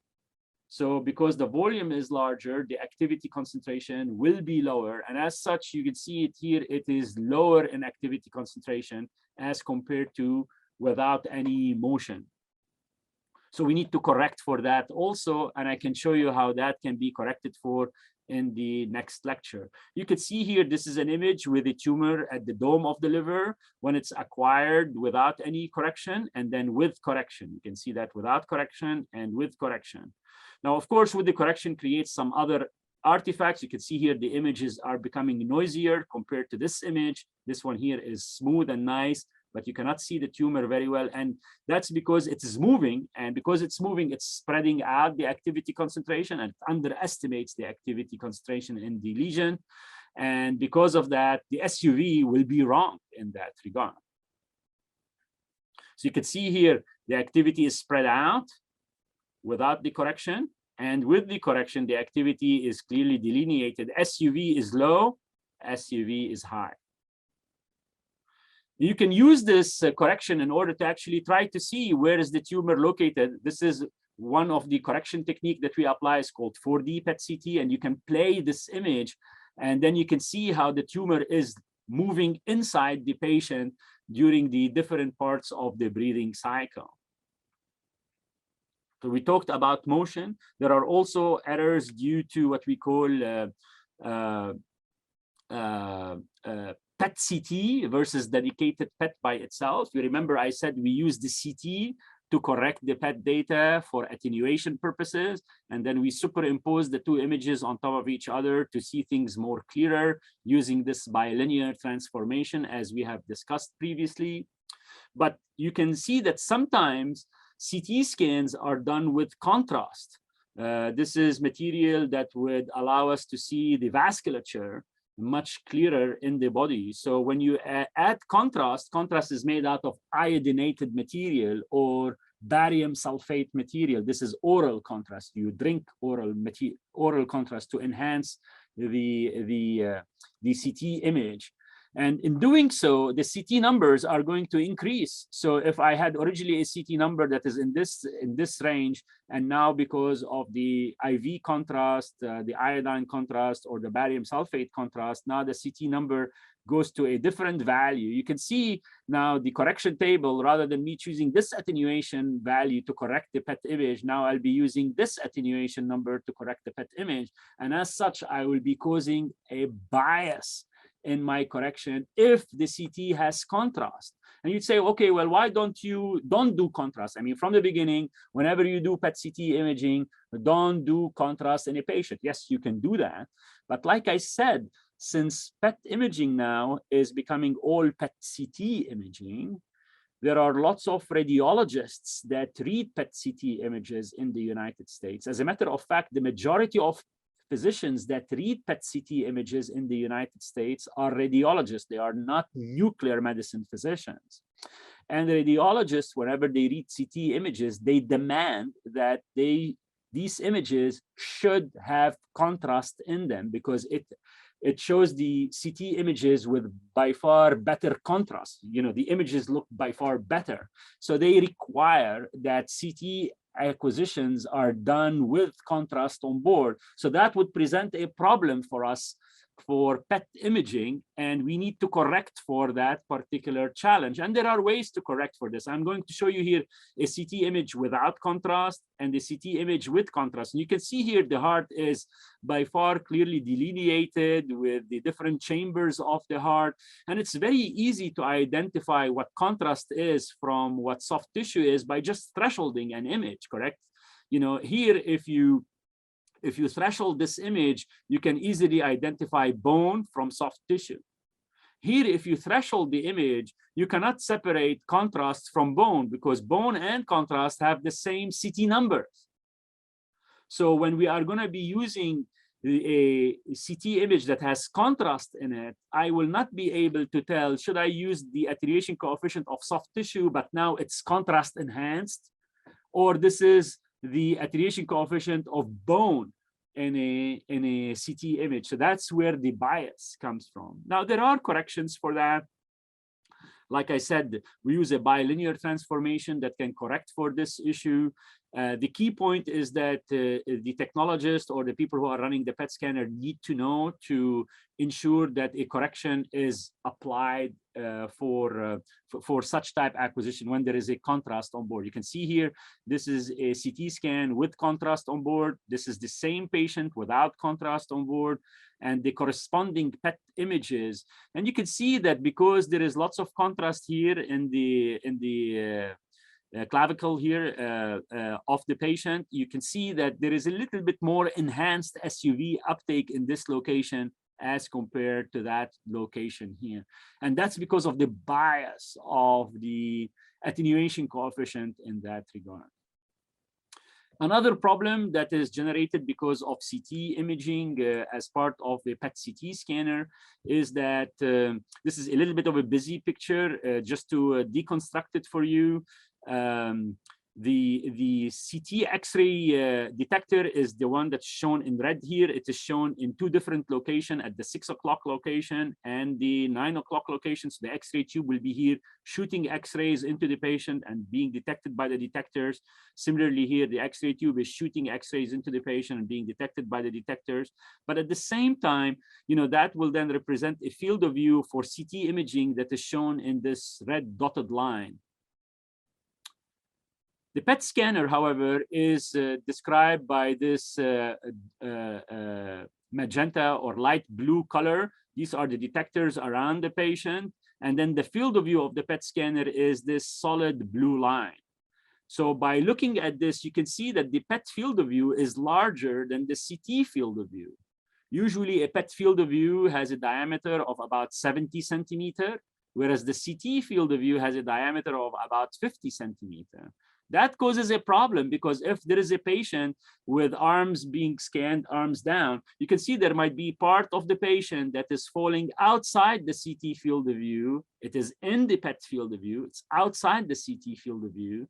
And as such, there is no CT image to correct for the PET data for that part of the body. So to give you an example, this is here a patient with arms down, because sometimes we image patients with arms down, such as patients with melanoma. Melanoma is cancer of the skin. So you want to image them with arms down. So you can see here the arms are exceeding the field of view of the CT scanner. And as such, the CT image is truncated. Whereas the PET image is showing a lesion in the extended part of the arm, but the PET field of view is larger, so you can see the full arms of the patient, but you can see the edge of the patient arm is not properly corrected because there is no CT to correct for that. And that causes a error. We call that truncation artifact. We can also correct for that. And as such, the SUV value that is red here will be wrong, and the quantification will be wrong. So what we want to do is to correct for this truncation. And there are ways to correct for that truncation that are available commercially on the system. And as such, you can see now we can extend synthetically the CT scan to look truly like a CT scan of a patient. And now the lesion is now properly depicted. And the SUV that used to be here in this case, a 3.2, now becomes a 6.05, a huge change in SUV value. And, you know, like I said, manufacturers do have that available on the scanners. There are buttons that you need to push in order to correct for these things accordingly. Let's talk about another set of variables that affect the quantitative nature of a PET scanner, starting from calibration and maintenance of the scanner and so on and so forth. This is here a slide showing you the patient lying down in the scanner, and you know, like an annihilation event occurs, and there is a single event that hits this detector, and similarly another single events that hit that detector, and now this is the line of response. And there are many, many lines of response that would occur in a scanner. This is the axial extent of the scanner, and like I said, there are many detectors along the z-axis of the scanner, or the axial direction of the scanner. a slice will be just the first slice, another slice will be the one behind the first slice, and the third and the fourth and the fifth. And there could be in 3D mode annihilation photons that happen between the first slice and the last slice, or a detector in the first slice and a detector in the last slice. And as such, that is what we call a 3D versus 2D, as I was trying to describe before. But the scanner is made out of many, many, many detector elements, and we cannot expect that all these detectors to be operating exactly always in the same fashion. So if there are some detectors that are bad, then these lines of response will not be properly detected. And as such, activity concentration in this location in the body that's supposed to be depicted by this line of response will be missed and will not be detected. And as such, the activity concentration in a lesion that is in the patient head, let's say in this case, will not be properly captured in that case. This is here a slide to show you the effect of bad detectors on quantification of a PET scanner. This is a phantom uniformly filled with activity, and then it has 6 spheres that we filled with a certain amount of activity. The activity in the spheres to the background is, I believe, 8:1 in this case. The spheres are of different diameter, and this is the corresponding cyanogram, the raw PET data. Remember, the y-axis is the angles, the x-axis is the positions, and so on and so forth. So if we have some detectors in the scanner that is not working properly, how would the image look and how would the cyanogram look? They would look something like this. You can see here all these detectors corresponding to lines of response in here are not working, and the result on the image perhaps is not visually visible.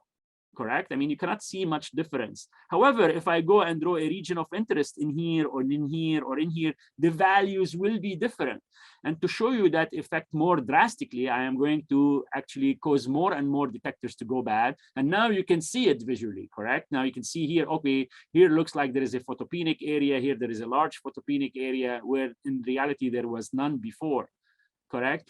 And if we look at that and see how is that affecting the SUV values, and on the x-axis I am showing the number of detectors that I am removing, and on the y-axis is the SUV normalized to 100% when everything was working properly, and showing the different plots for the different spheres, you can see that the variation is perhaps maybe up to 40% of the value of the activity.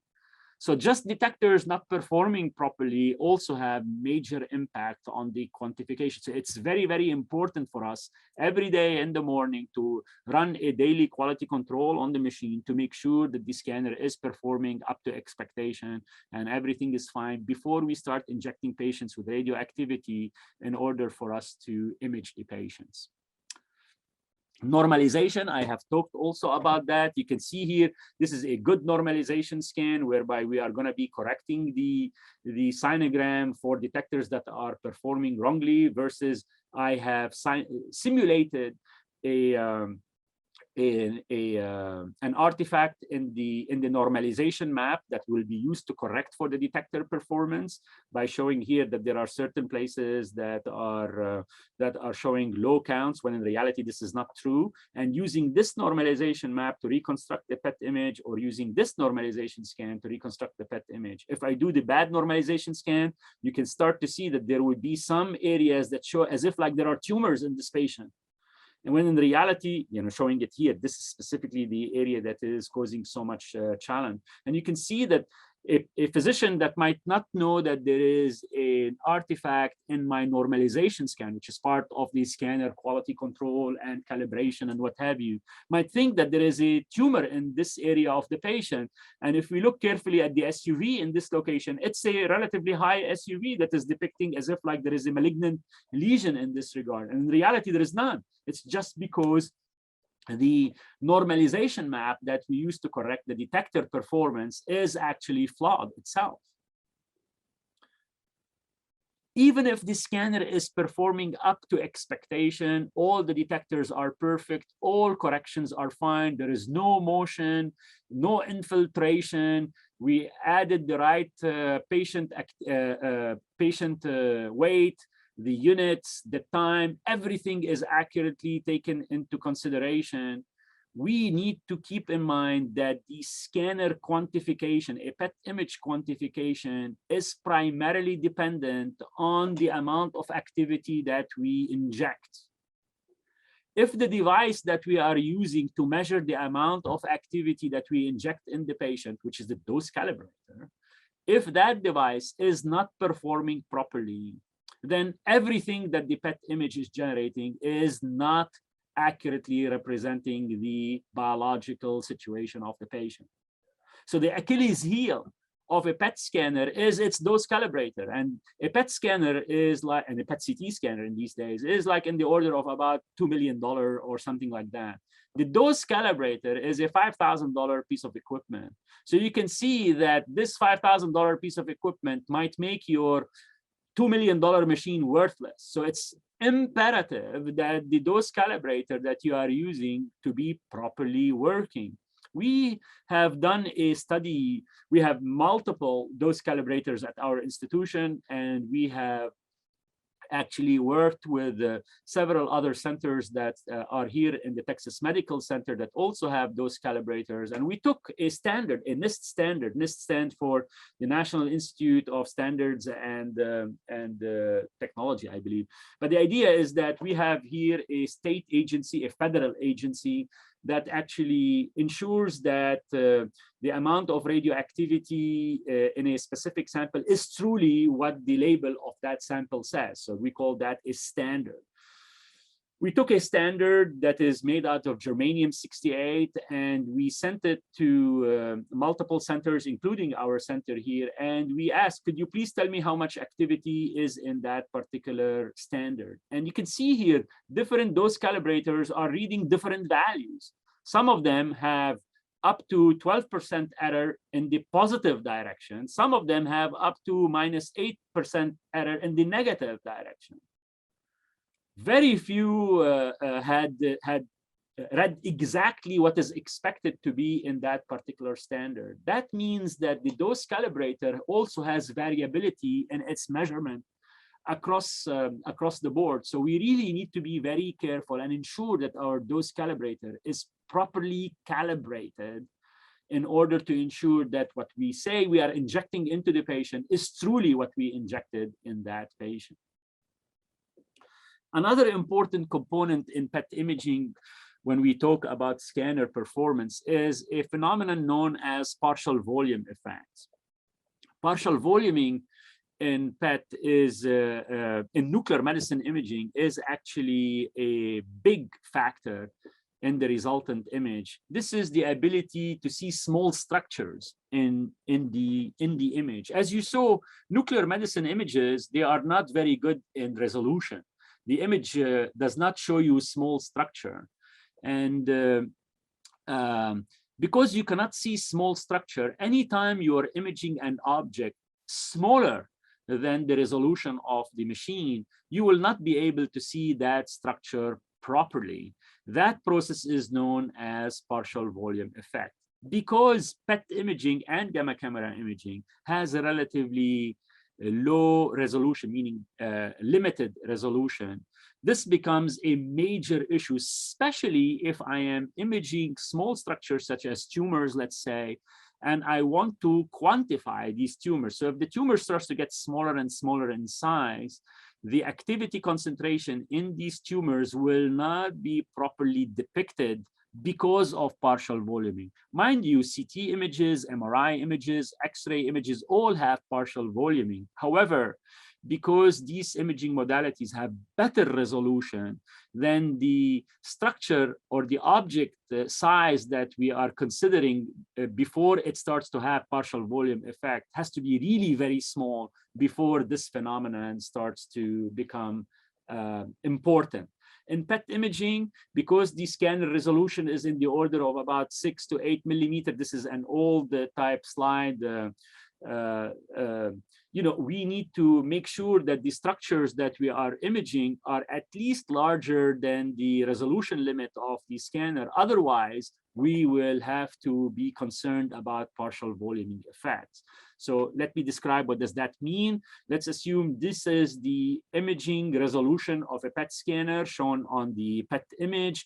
If you have a structure that looks like this, is smaller than the resolution element of a PET scanner, when you image it, the PET image cannot show you this circle. It will show you something that looks like this. It will be spread out over multiple resolution elements of a PET scanner. And because now it's spread out over the multiple resolution elements of the PET scanner, it is occupying a larger volume. And because it's occupying a larger volume, its activity concentration will be less. So originally the SUV should be higher compared to the measured SUV in this case. So SUV1, when it was like this, is higher than the SUV that you are measuring in a PET scanner. Just to put this in perspective, this is a phantom, again, with spheres filled with the same amount of activity. All these spheres have the same amount of activity. Sorry, activity concentration. So we start with a certain amount of water. We inject the same amount of activity, or we inject activity into this water. So we create the same activity concentration, and then we take the water from that volume, and then we fill these spheres. So all these spheres have the same activity concentration, but when we image them, it appears as if like these smaller spheres have less activity concentration than this sphere.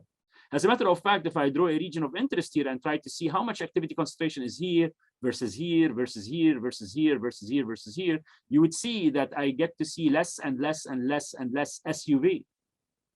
When in reality, it's not true. So as size gets smaller and smaller and smaller, the measured SUV becomes less and less and less and less compared to the true SUV that is in the phantom itself.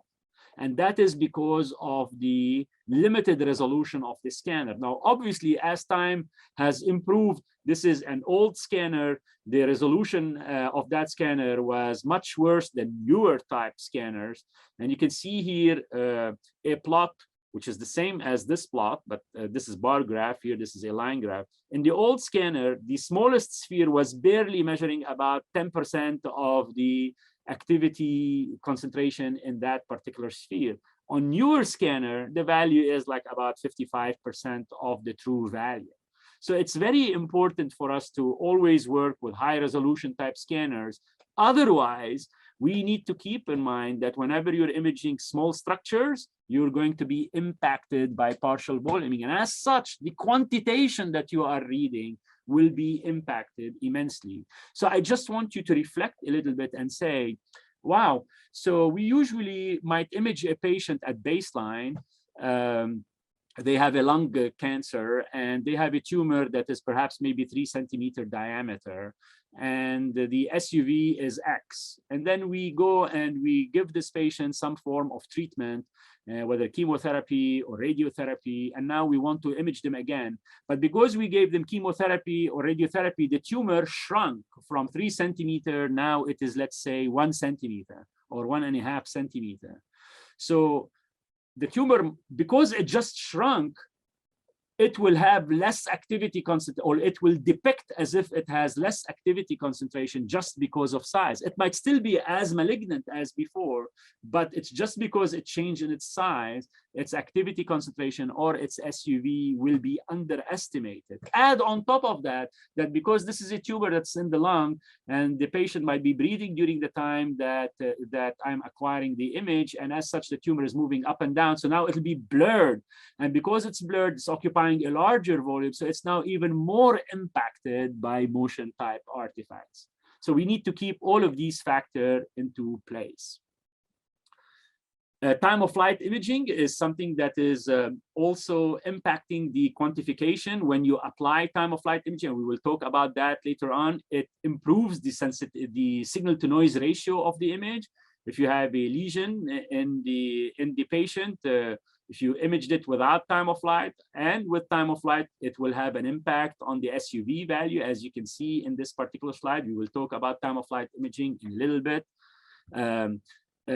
but it's very important that if you scan the patient in baseline without time of flight, and then you are imaging them later on, 6 months later, with time of flight, automatically the SUV is going to be higher, not because of biological changes of the tumor, but because we are applying time of flight imaging. I will talk about time of flight in the next lecture, so I'm going to skip that particular slide. Also, issues related to point spread function correction. The scanner resolution changes from the center of the field of view to the edge of the field of view, and as such, the resolution will be impacted accordingly. And because resolution will be impacted accordingly, it will affect also partial voluming effect, and as such, we can correct for that. By saying, okay, we are at the center of the field of view, or we are at the edge of the field of view, and we know how much degradation is there in image resolution by moving from the center to the edge. So we can correct for that as part of the image reconstruction process. But that correction also introduces bias to our standardized uptake value measurement. And you can see here, without correction and with correction, the SUVs really become very, very different. This is here a slide to show you the impact of both of these effects, resolution recovery, or we call point spread function type reconstruction, as well as time of flight. If we image a patient without any corrections for resolution recovery or point spread function, or correction for resolution degradation as you move from the center to the edge, as well as time of flight, you get this image. This one here is with resolution recovery, and this one here on the right is with both corrections. And we're looking at different lesions in the image, and you can see the SUV without any correction is 3, becomes 4, becomes 5.6. This is for volume of interest 1, which is this particular tumor, shown here, and then shown here, and so on and so forth for other lesions. Specifically, let's take a look at this third lesion of interest. Goes from 1 to 2 to 4. So we really need to be very careful whenever we're imaging a patient. What corrections are we doing? Especially if we are comparing images to each other between one time point versus the other time point. And that's how the majority of PET imaging is done. Most PET imaging is done to look at differences in performance of the distribution of a compound between baseline and following a specific type intervention. So what I'm trying to emphasize here, that these changes could happen just because you're applying corrections or because of some artifacts that are biasing the images accordingly. The image reconstruction that you do on the PET image itself also affect the results of the SUV. This is here image reconstruction using an iterative type technique with parameters using 2 iterations and 8 subsets. The SUV of a lesion here showing, let's talk about the maximum SUV being 3.1, changing it from 2 iterations to 4 iterations becomes 4.7, changing it to 6 iterations becomes 6.3. So again, what are the reconstruction parameters that you are using also impacts the SUV value that you are using. Here we're varying the number of iterations. Here we're keeping the number of iterations, varying the number of subsets, which is another parameter that we do for image reconstruction, again, changing from 4.7 to 6.6 to 6.8. The smoothing that we are putting on the image, this is a PET image reconstructed without any smoothing, filtering, meaning that we would like to have the image without any gross noise in the image. You can see here, this image looked noisy. So this tumor here would have an SUV of 8.4. This image that is filtered more to suppress noise has an SUV of 7.1. And as such, this will drop accordingly because we're suppressing noise. So this becomes a less, an SUV that is slightly lower than the previous image. And then if I filter it even further and further, the SUV will become even lower and lower. So again, what filter are we using? What reconstruction parameter are we using? What corrections are we using? All of those impact the image itself. Again, this is related to the scan duration. This is primarily also related to image noise. if you have a large patient, as we're seeing in here, and you have a patient that's being scanned for a short duration, the image becomes noisy. Whereas if you acquire more and more counts, the image becomes less noisy. And since the metric that we are measuring is SUV maximum, this is the maximum value of a region of interest, you can see that that maximum value would be impacted immensely with noise. So here a lesion might be high because of noise, and here because the image is less noisy and less noisy, then the SUV value will be changed accordingly.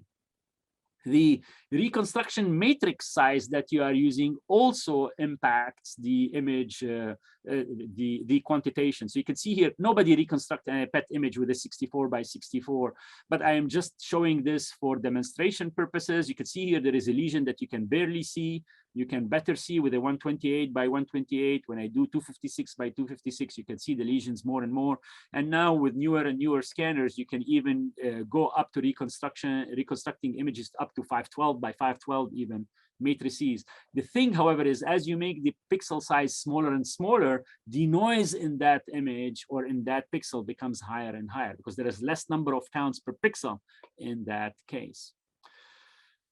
And lastly, this is a slide showing a different reconstruction algorithm that we will be talking about in the next lecture that also impacts the SUV results, showing here an SUV of 2.9 versus a 5.2 just because of applying this reconstruction algorithm itself, not the parameters of the algorithm, but this reconstruction algorithm versus another reconstruction algorithm. So all of these impact the quantification of a PET image. And I just want to say that while all of these factors impact your image quantification, still the SUV is reliable as long as you implement mediating factors to account for these variabilities. If the physician is aware of all of these issues that are in the image and work with the physicist as well as the technologist to implement mechanisms in order to mediate these challenges, then there is no reason why we should not be able to correct for these challenges in a PET image and then ensure that the SUV value is adequately represented. And I'm going to stop here. I'm going to stop sharing and see what the questions are.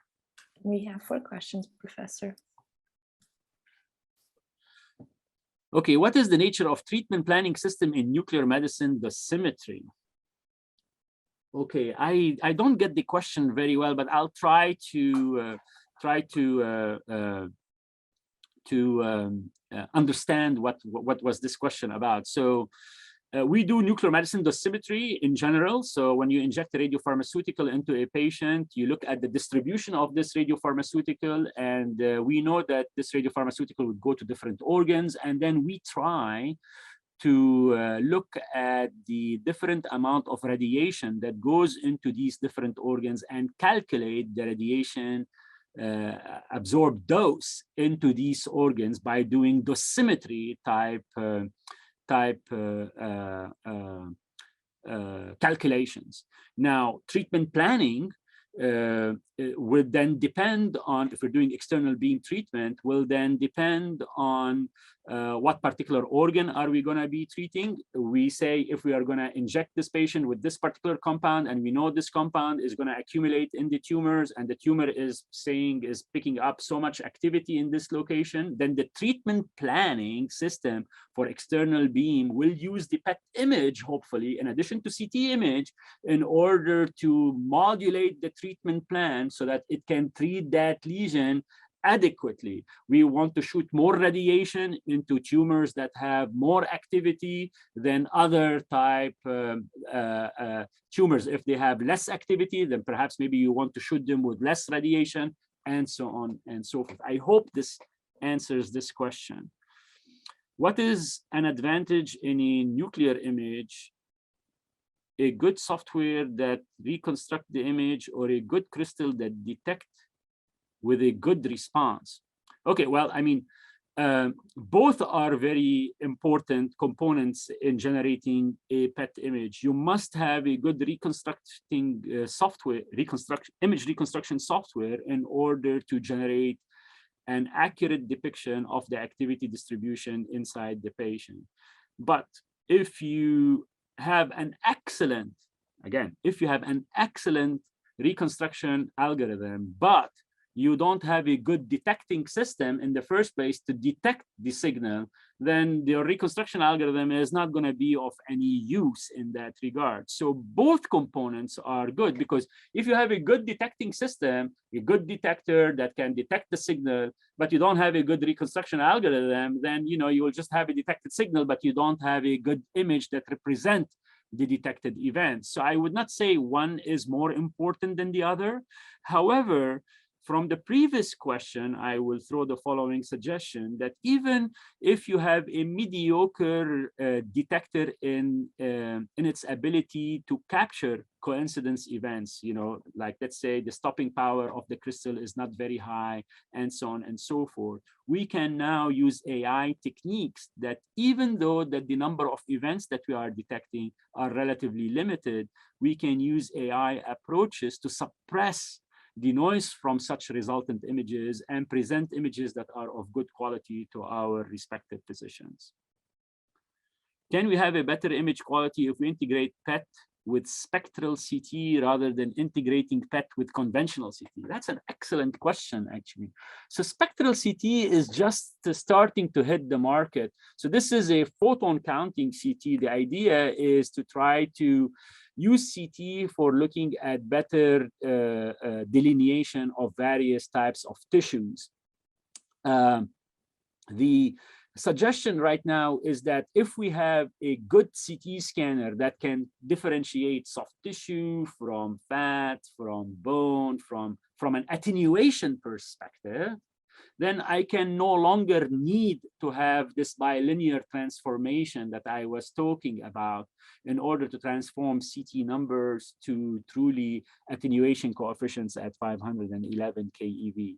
I don't think, however, that the spectral CT is going to revolutionize PET imaging per se. It is obviously going to have an impact on the CT world in order to assess lots of clinical issues related to CT, to understand whether what is the tissue material is really composed from. But on the PET side of things, I don't think that, from my just quick assessment, that it will have a tremendous impact on the resultant PET image. I want to say this while emphasizing that the thinking of the future of PET imaging is actually no longer using the CT for attenuation correction of PET data, but rather the acquired PET data itself can be used in order to generate an attenuation map while employing AI techniques. So the emission PET data that is acquired can be reconstructed. So the image will be without attenuation correction. That image can be used using AI technique to create attenuation map, so that that attenuation map can be used to correct the PET data itself. And in that case, we will no longer have to worry about issues of contrast. We will not have to worry about issues related to mismatch between the PET and the CT. All of these other problems that I had mentioned that are coming from the use of CT for PET purposes will no longer be there, because the PET is being corrected using the PET data itself rather than the CT. Will deep learning be the best solution to reduce partial volume effect?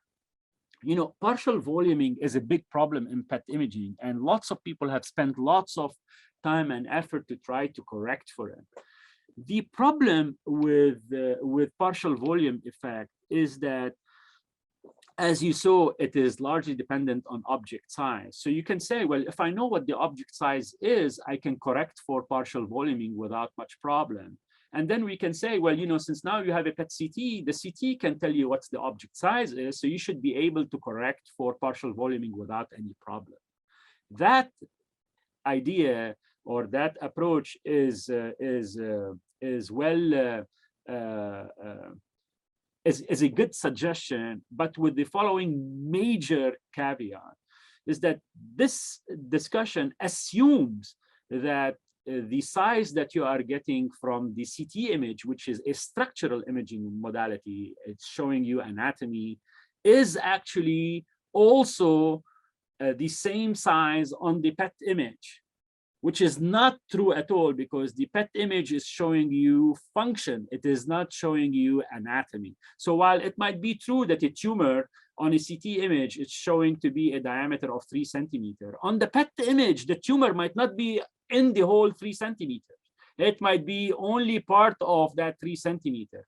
More importantly, the distribution of the activity in the tumor that is 3 centimeters might not be uniform. It is definitely heterogeneous in nature. So it is not uniformly distributed to say, oh, okay, I'm going to apply a constant factor to correct for such issues.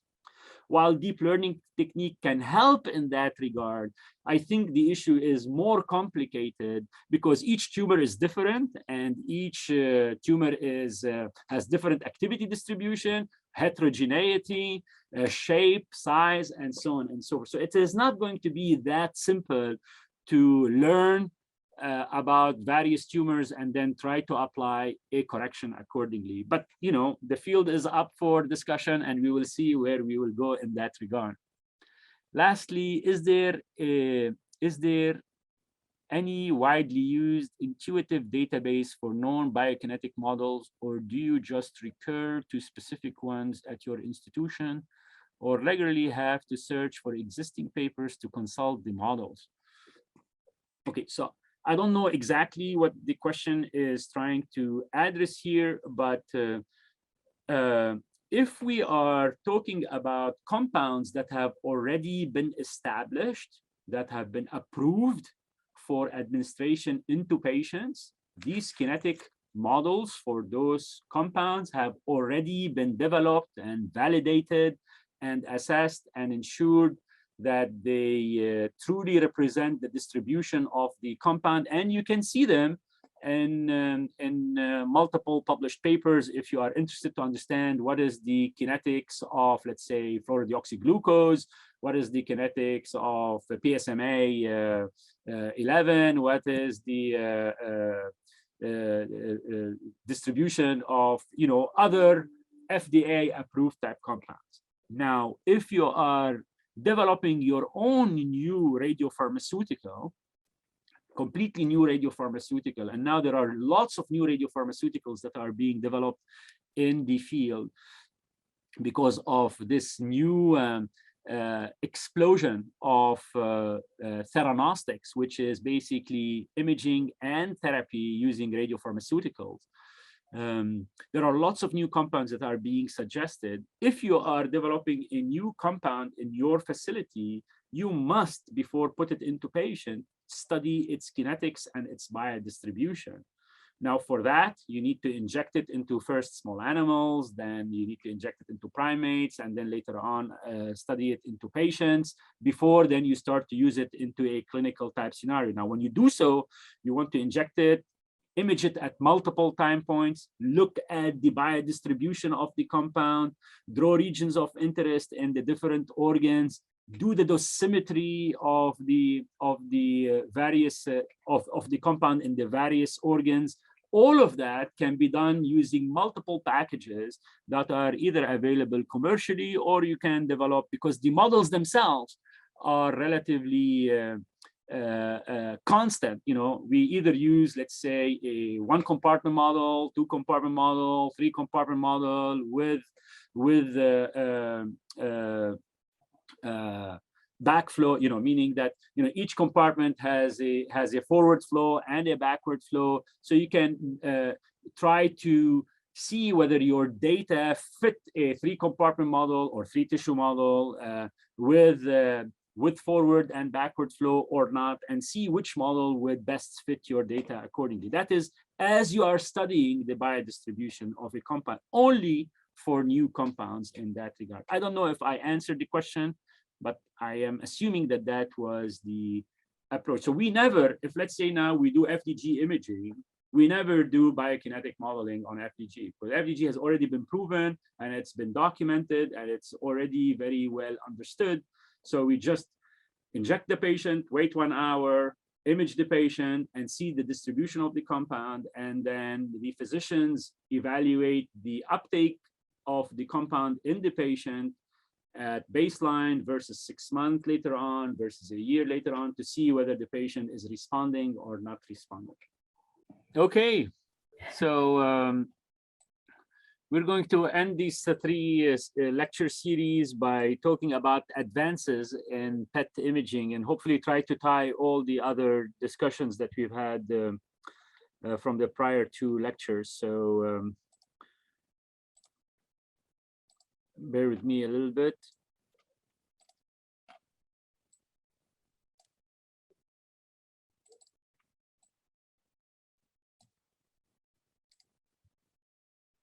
Okay, so are we, can we see my slides? Yes, you can. Excellent. Okay, so I'll talk about the recent advances in PET-CT imaging. And, you know, recent, I'm talking about perhaps maybe in the past 10 years plus, maybe, you know, like time of flight is a little bit more than that. But again, no disclosures, but this is what we're going to be covering. How to suppress motion. Motion has been a big issue in PET imaging, and lots of techniques have been developed to try to suppress motion. So we will talk about that. We'll talk about time of flight and PSF. This is not something that is relatively new, but I thought I will cover it also. Large axial field of view. This is the whole body PET that was asked about. In the previous session. We'll talk a little bit about also continuous bed motion. This is also a technique that is available on some vendors. And we'll talk about the advantages of this type of an approach. We'll talk about digital PET scanners. So rather than using photomultiplier tubes, we will use, or glass photomultiplier tubes, we'll use now semiconductor or silicon-based type photomultiplier tube. And then finally talk about a relatively new reconstruction algorithm that we call a regularized reconstruction algorithm and its impact on PET imaging. So let's start with the motion suppression. And when we talk about motion, I have previously discussed that there are two different types of motion that we really need to think of. One is motion blur, and the other one is mismatch between the PET and the CT. Now, the motion blur is the idea that if you have an object that is moving up and down in the field of view of a PET image, like a tumor in your lung, when you acquire the PET image, because the PET is acquired over a longer period of time, the image would appear blurred as you are seeing here on the left side. And because it's blurred, it is occupying a larger volume, its activity concentration will be underestimated. So it also affects the quantification of the image. Other than just the image looks blurred, it will also impact the quantification. So there are really a big impact in trying to suppress, you know, image blurring.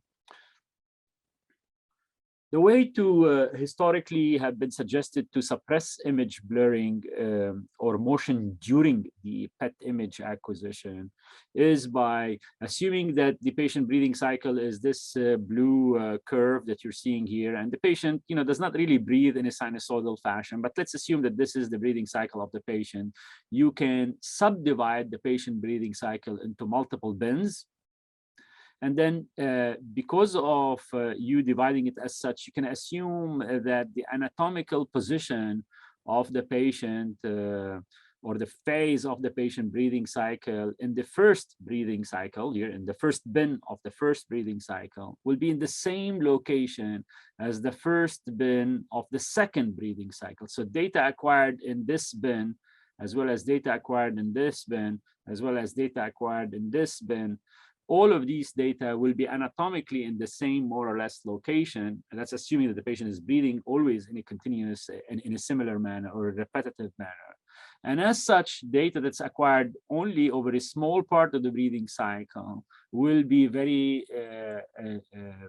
will be least impacted by motion. So you can acquire PET data in this bin, PET data in that bin, PET data in that bin, and so on and so forth. So if we divide the breathing cycle into 8 bins, you can see you create 8 images. Each image would have a very little amount of motion in it. And the reason why we have good enough statistics is because I'm taking data from the first cycle, with data from the second cycle, data from the third cycle, and so on and so forth. Now, of course, acquiring data as such, rather than generating a single image, you generate multiple images. And in this case, the number of counts per image will be 1/8, in this case, because we have 8 bins, 1/8 of the total image, and so on and so forth. So while we suppress motion, we obviously increase image noise because of decreasing amount of statistics. This type of motion management is known as gated PET, and it's been around for a long period of time. Now, of course, if you acquire PET data in gated mode, you need to acquire CT data in gated mode also, because the CT is used to correct the PET data for attenuation. And as such, now, again, assuming this is the patient breathing cycle, you need to acquire CT data in every phase of the breathing cycle to match the PET data that are in the different bins in this regard.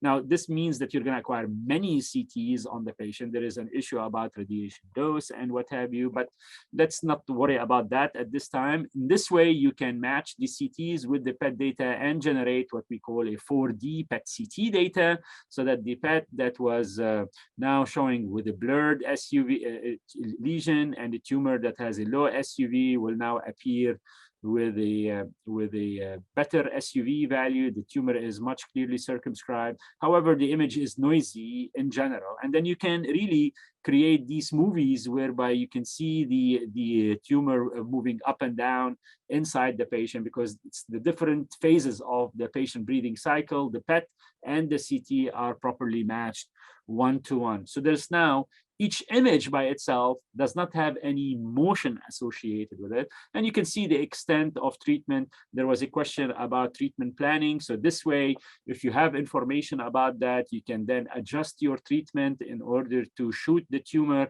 at different parts of the breathing cycle, and so on and so forth.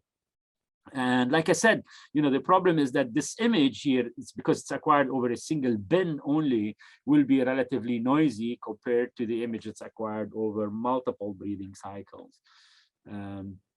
So one approach to suppress the noise in this way of acquiring PET data is taking all these images and then registering them to each other into a common reference frame. You can do this in image space, as well as you can do it in the raw cyanogram space as part of the image reconstruction process.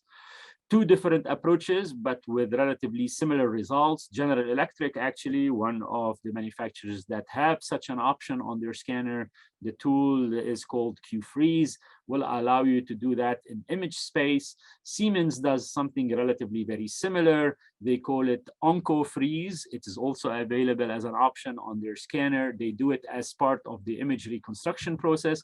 I'm not going to get into the details of the algorithm, but this is here a slide that shows you a tumor without any correction. And then whether you use a GE approach or you use the Siemens approach, you can see that the tumor is now much clearly delineated rather than blurred. The images are relatively a little bit noisy, but not as much as it was with a single phase after you register all these images to each other. As such, here you reduce noise, you improve SUV in your final image. The concern, as you recall, is that we're going to be acquiring multiple CTs in that regard, and that means that that might be really of a problem, because you're acquiring several CTs, and CTs will deliver patient dose, and we might not really want to do that. So another way of acquiring the PET data with minimum amount of motion and then acquiring just a single CT is, we know that the patient breathing cycle is not truly sinusoidal in nature, but actually we spend more time at end expiration process. So this is the patient breathing cycle, and usually spend more time after you exhale. And the idea is, why don't we acquire the PET data during the resting state of the breathing cycle? There is very little motion, anatomical motion, during the resting phase of the breathing cycle. So if we acquire PET data in this part of the breathing cycle, we can minimize motion in that case. We don't need to register images to each other because, you know, this is a long part of the breathing cycle compared to just the inhalation part. And if you think about it, if you look at yourself and see how you breathe, you see that you spend a relatively long time at end expiration while you are preparing to take the next breath. So the idea is acquiring PET data in this part of the breathing cycle. And in this case, you can then acquire a CT only in that part of the breathing cycle. And there you go, you have a CT and PET properly matched with each other. And the PET data is not having any motion and is not suffering from as much noise as acquiring it in a single bin of the PET data. Two approaches also to do this from the various manufacturers. GE calls it Q-static, acquiring the PET data in this way, and they use time or phase of the breathing cycle. Siemens does the same thing, but looks at amplitude. They call it HD chest in that regard, but the idea is the same thing. So a data that is, or breathing cycle with an amplitude that is within a minimum and an upper threshold, is that the time that they will use, which is the same thing in this case. Again, this is images from both approaches without motion correction. You can see here the tumors are blurred, and then with the correction here, and the images are not noisy. The noise in the two images are relatively similar. And using the HD chest, acquiring it without motion correction, you can see here tumors are a little bit blurred and elongated. Here the tumors are much clearly delineated. Both approaches are available from manufacturers. Now, in either case, you need to have a breathing cycle in order for you to figure out what part of the breathing cycle you want to acquire the PET data.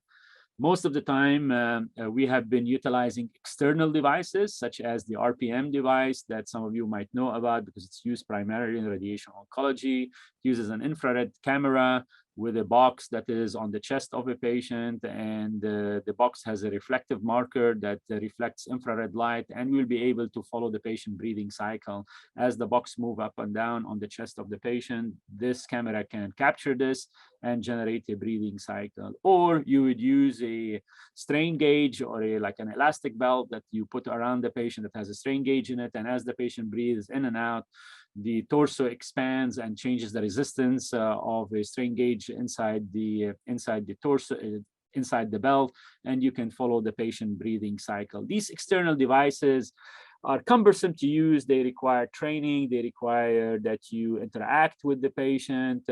Also, some of their challenges is that they are measuring motion at the periphery of the patient, outside of the patient, rather than internal organ motion. And these two motions might be different from one another. So the field has moved towards trying to acquire the patient breathing cycle by using the PET data itself that is acquired. So you can see here as the patient is breathing in and out, some of the anatomy changes its location in the scanner. And we know that the sensitivity of the scanner changes from the front of the scanner to the middle of the scanner to the other edge of the scanner. You remember I said this is a triangular in shape because it's in 3D mode. Now, so you can get that information and capture the breathing motion in this way from the PET data itself, or you can capture the PET data, make it in very short frames, short time durations, like 500 milliseconds, generate images of 500 milliseconds, and reconstruct these images. And you can see tumors can be coming in and out of the image. You can do that in image space, or you can do it in cyanogram space, whereby tumors or some landmarks in the image that are moving back and forth due to the breathing cycle. And from that, create your breathing cycle. This type of capturing the breathing cycle from the PET data itself is known as data-driven gating, and is really a major advancement that has been recently introduced into PET imaging in the past 5 years or so, or 8 years or so, and enables PET imaging to do gated acquisition to suppress motion without having to rely on these external devices that I have mentioned. There are several approaches when you acquire the images or cyanograms to try to figure out the breathing cycle from that. Several papers that have been published in that regard with several approaches. We're not going to get into the details of this, but they are all been published, and and techniques that are already available. As a matter of fact, both manufacturers, General Electric and Siemens, allow data-driven gating as an option on your scanner if you are interested in having that technique. So that's motion blur suppression. Now the idea of the mismatch between the PET and the CT. And you remember I alluded to this issue because if the patient is breathing, we said that the CT is acquired only over one part of the breathing cycle, while the PET is acquired over multiple cycles. And as such, there will be this mismatch that we have mentioned that would cause these photopenic areas and will impact the quantitation of the SUV measurements. One approach to correct for this, and we said here, if you have the tumor on the CT side, it's not on the PET side. One approach to correct for this is that since we know that the PET data is acquired over multiple breathing cycles, while the CT is acquired over one phase of the breathing cycle, then why don't we acquire multiple CTs and then average all of these CTs together so that then the CT will appear as if it is acquired over multiple phases of the breathing cycle, similar to what the PET data is. And then the PET and the CT will be matched in that regard. So we will be solving the issue of the mismatch between the PET and the CT. Of course, the tumor will still be blurred and there are issues about that, but this is one way to solve the issue of mismatching between the PET and CT. The approach is known as average CT. You acquire a 4D CT data, multiple CTs over the patient breathing cycle, and then you average all of these CTs together to generate an average CT. And then you match that CT with the PET data to generate your final image. This is the case whereby you have a CT and the PET that is not properly matched. This PET here is acquired without any gating. It's obviously blurred because objects are moving and the patient is breathing. As a matter of fact, majority of PET scans acquired in clinics are acquired while the patient is breathing, and we don't do any corrections for motion. And we know that that would impact the SUV, but because the workflow has been difficult and the solutions for motion corrections have not been made available at the time, most clinics acquire PET data without any motion correction. But the issue of mismatch will be a big problem in this case. Like I said, in this situation, you would see these photopenic areas. But when you acquire 4D CT and generate an average CT to match the PET data, then you can correct for these type errors. Now, of course, we have the problem of acquiring multiple CTs and the radiation dose from the CT, but again, you would be recovering from the mismatch issue that we have been talking about. And this is very important for the physicians, because when they look at the PET image and they see something of this nature, they are very much dissatisfied by the quality of the PET image, because they know that there is a problem of attenuation, and as such, the measurements that they are going to be making are not clearly represented or not accurately represented. You saw the slide also by showing these effects on the heart and so on and so forth. Like I said, one way to suppress the mismatch as well as the motion is then you would acquire the PET data in the resting stage of the breathing cycle, and you try to match that with the CT acquisition during that resting stage. Now, unfortunately, there are no techniques that would allow us to acquire the CT image during this resting phase of the patient breathing cycle. This is a place whereby perhaps artificial the AI type technique can be used to select the proper phase out of a 4D CT, multiple CT scans, and then use AI technique to select the CT scan that will be acquired during the resting stage of the breathing cycle, so that then you can match the PET and CT data. But automatically right now, we don't have an approach whereby if you acquire the PET data in this quiescent phase of the breathing cycle, that you will also acquire the CT part during the quiescent phase of the breathing cycle. So it's a little bit of a challenge in that regard. And we still have situations whereby the CT and the PET are not properly matched. And as such, you know that this tumor is not properly corrected for as far as SUVs are concerned. So we finished with the With motion suppression, let's talk about time of flight and PSFs, and this was a question. We said that whenever we have an annihilation photon, there will be a photon that will, a 511 keV photon that will hit one detector and another one that will hit that detector. And there will be a line of response that will tell us that a coincidence event or some annihilation photon occurred somewhere along this line. We don't know where along this line the annihilation event really occurred. We just know that it occurred somewhere along this line. With time of flight imaging, what we are also trying to capture is when did this annihilation photon hit this detector versus when is this annihilation photon hit that detector.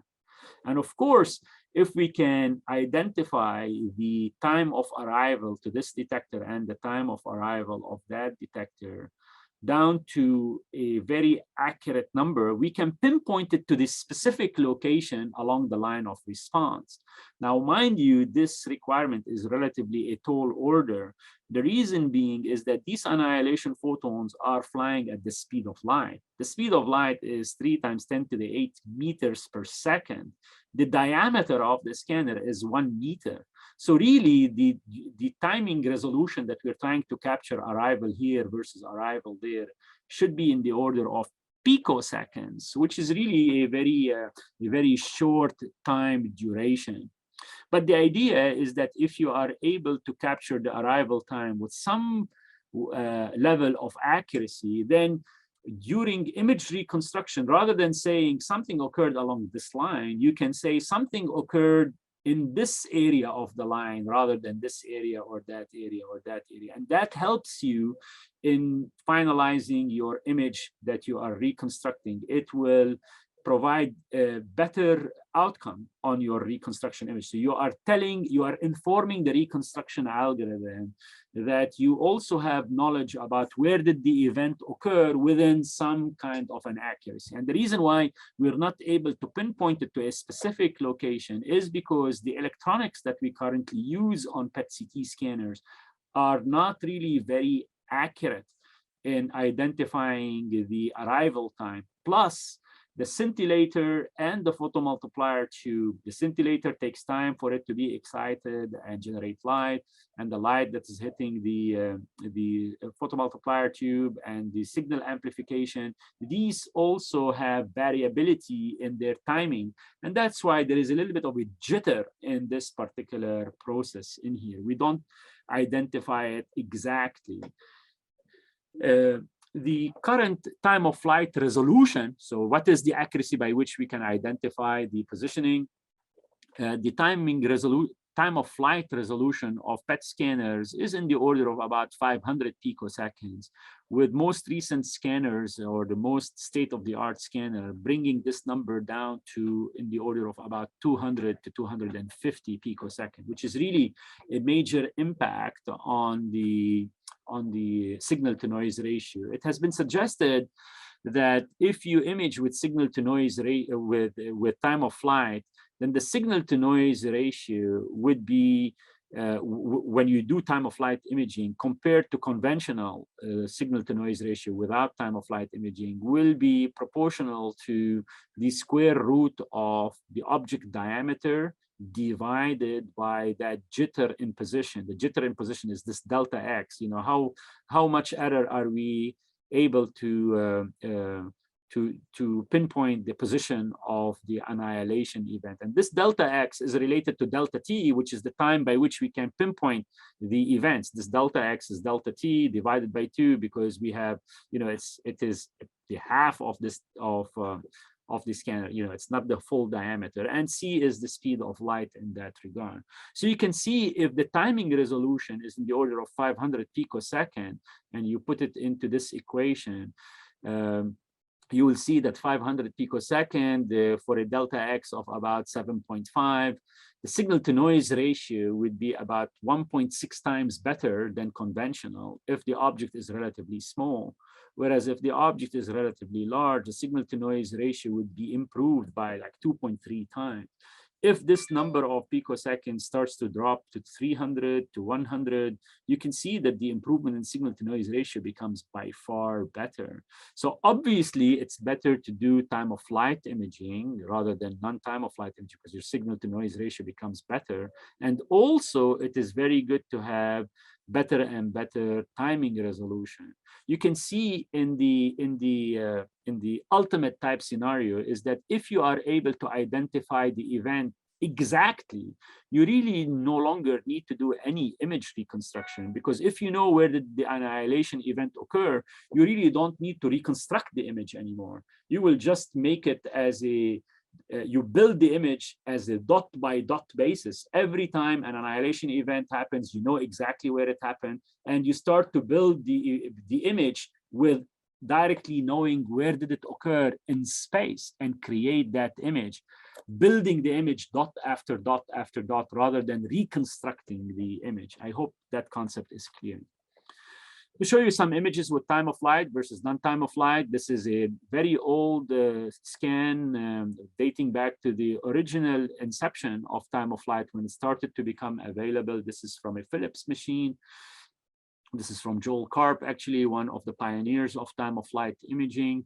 And you know, the nice thing about time of flight imaging is that you acquire the PET data, meaning that when you get the annihilation event here and the annihilation event there, you also capture the time of arrival. So the information about the time is part of the information that you capture and you store. So you can reconstruct the image with time of flight by using this information or without using this information. So you can create two images at the same time, one without time of flight and one with time of flight, to see whether time of flight is giving you any advantage or not. And in this case, you can see here, there are certain lesions that you can see with better signal to noise ratio, as you can see in this case. And similarly, in this case, you can see things a little bit more clearly. And as such, the SUV values of these will be different accordingly.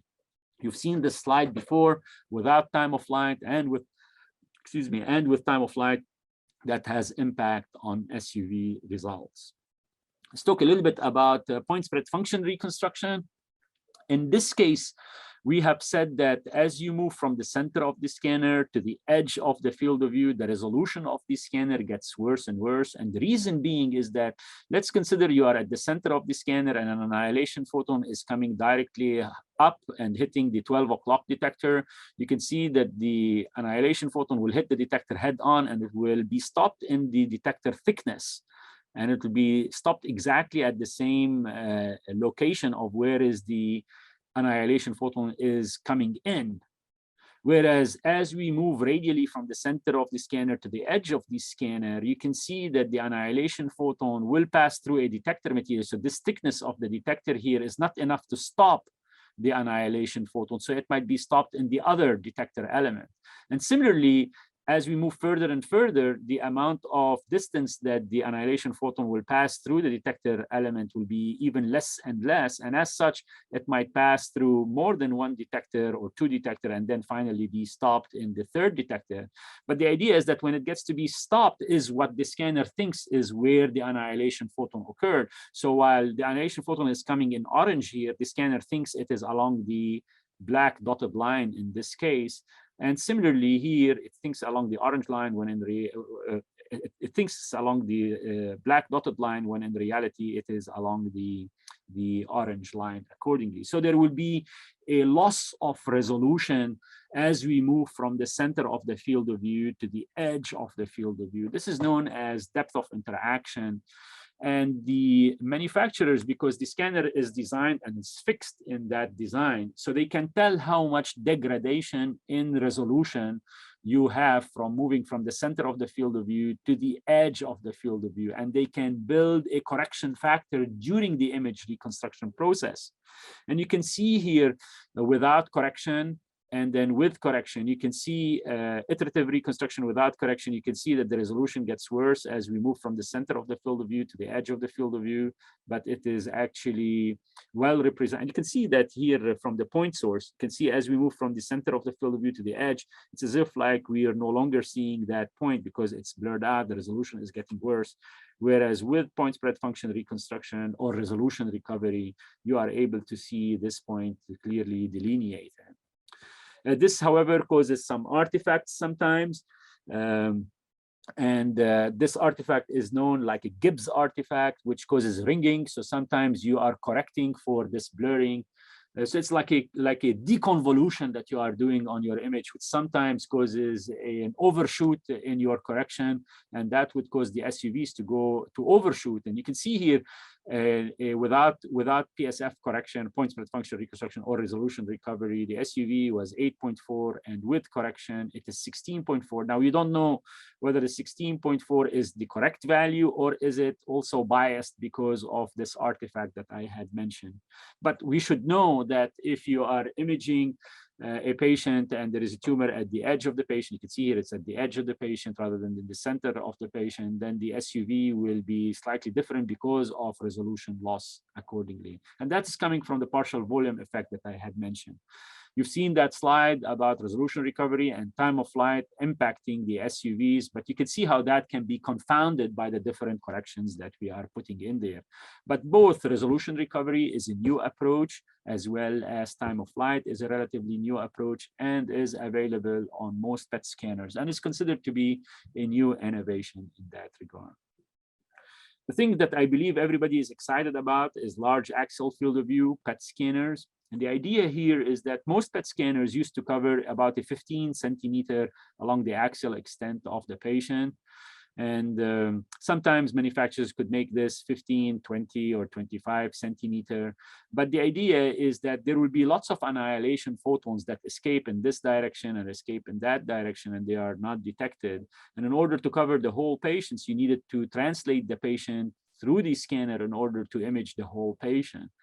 So the suggestion is, why don't we just increase the axial extent of the scanner? In this case, there is a scanner that is covering the whole patient. In this way, you can capture all the annihilation photons that are generated, and you can image the whole body in one shot. So there are multiple advantages. You can capture them all, improving the sensitivity, and you can capture the whole body in one shot. So the scan duration will be much shorter rather than having to translate the patient into multiple stops so that you can image the patient at different intervals.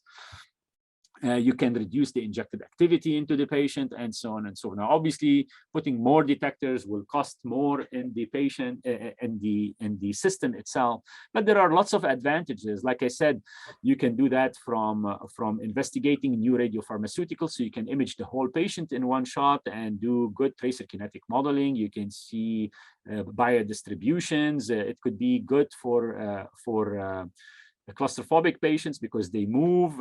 While it's true that it's a very large tunnel, but since the scanning is relatively very short, then perhaps maybe pediatric patients can tolerate a shorter scan duration rather than a longer type scan duration. And there are many other type applications in that regard. But I want to stress the idea of sensitivity. When we are imaging the patient in multiple steps, each step is about, let's say, 15 centimeter. The sensitivity is limited, whereas if you are covering the whole patient in one shot, the sensitivity is much higher because you're capturing more and more of these annihilation events. And you're doing it all in one shot, so you really don't need to do multiple steps in acquiring the patient. So the scan duration is much shorter. And even though it is much shorter, you are capturing a lot of these annihilation events. Different manufacturers have developed this in different approaches. Like I said, some manufacturers used to have a 5 centimeter or 10 centimeters, become 15 or 20 or 25 or 30 centimeter, and so on and so forth. And I will show you how does the sensitivity really impacts the axial extent. So if you have a 15 centimeter scanner, the sensitivity is like about like about perhaps maybe 7 counts per 1,000 disintegration. Okay, 7 per 1,000. Whereas if it is 20 centimeter, now you're reading like about perhaps 13 counts per 1,000 disintegration. When you are at 25, this becomes 20 counts per 1,000 disintegration. If you are at 30, this becomes, perhaps maybe if you follow this plot and, fit it, it'll be maybe somewhere around here. And now we are like maybe 30 counts per 1,000. And you can imagine this is only at 30 centimeters. So if it's at 1 meter, you can see that this number will start to really give you the fact that you are more or less like 100% efficient. Now, of course, you are not 100% efficient, but now because you are enclosing the whole patient in the scanner, a lot of these events are being detected compared to what is being emitted. So the efficiency becomes really very, very high. And as such, you can inject less, or you can image much shorter while still getting a very good image quality. This is shown by a performance parameter known as the noise equivalent count rate.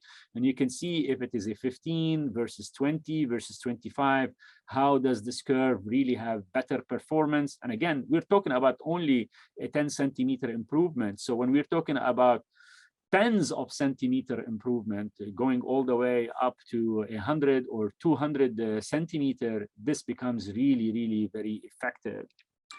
To show you how even on a just 25 centimeter image, a 25 centimeter axial extent, this is a patient that's relatively a big patient, BMI of 35, relatively heavy patient.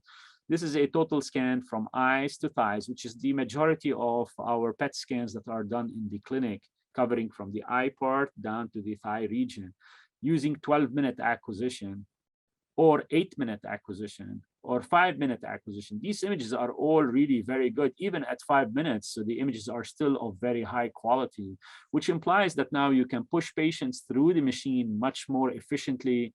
The patient is inside the scanner for a shorter period of time. That means that their patient experience is actually also improved in that regard. You can also decrease that even further and further. So this is here a total scan of 5 minutes, which is similar to this one here, about 5 minutes.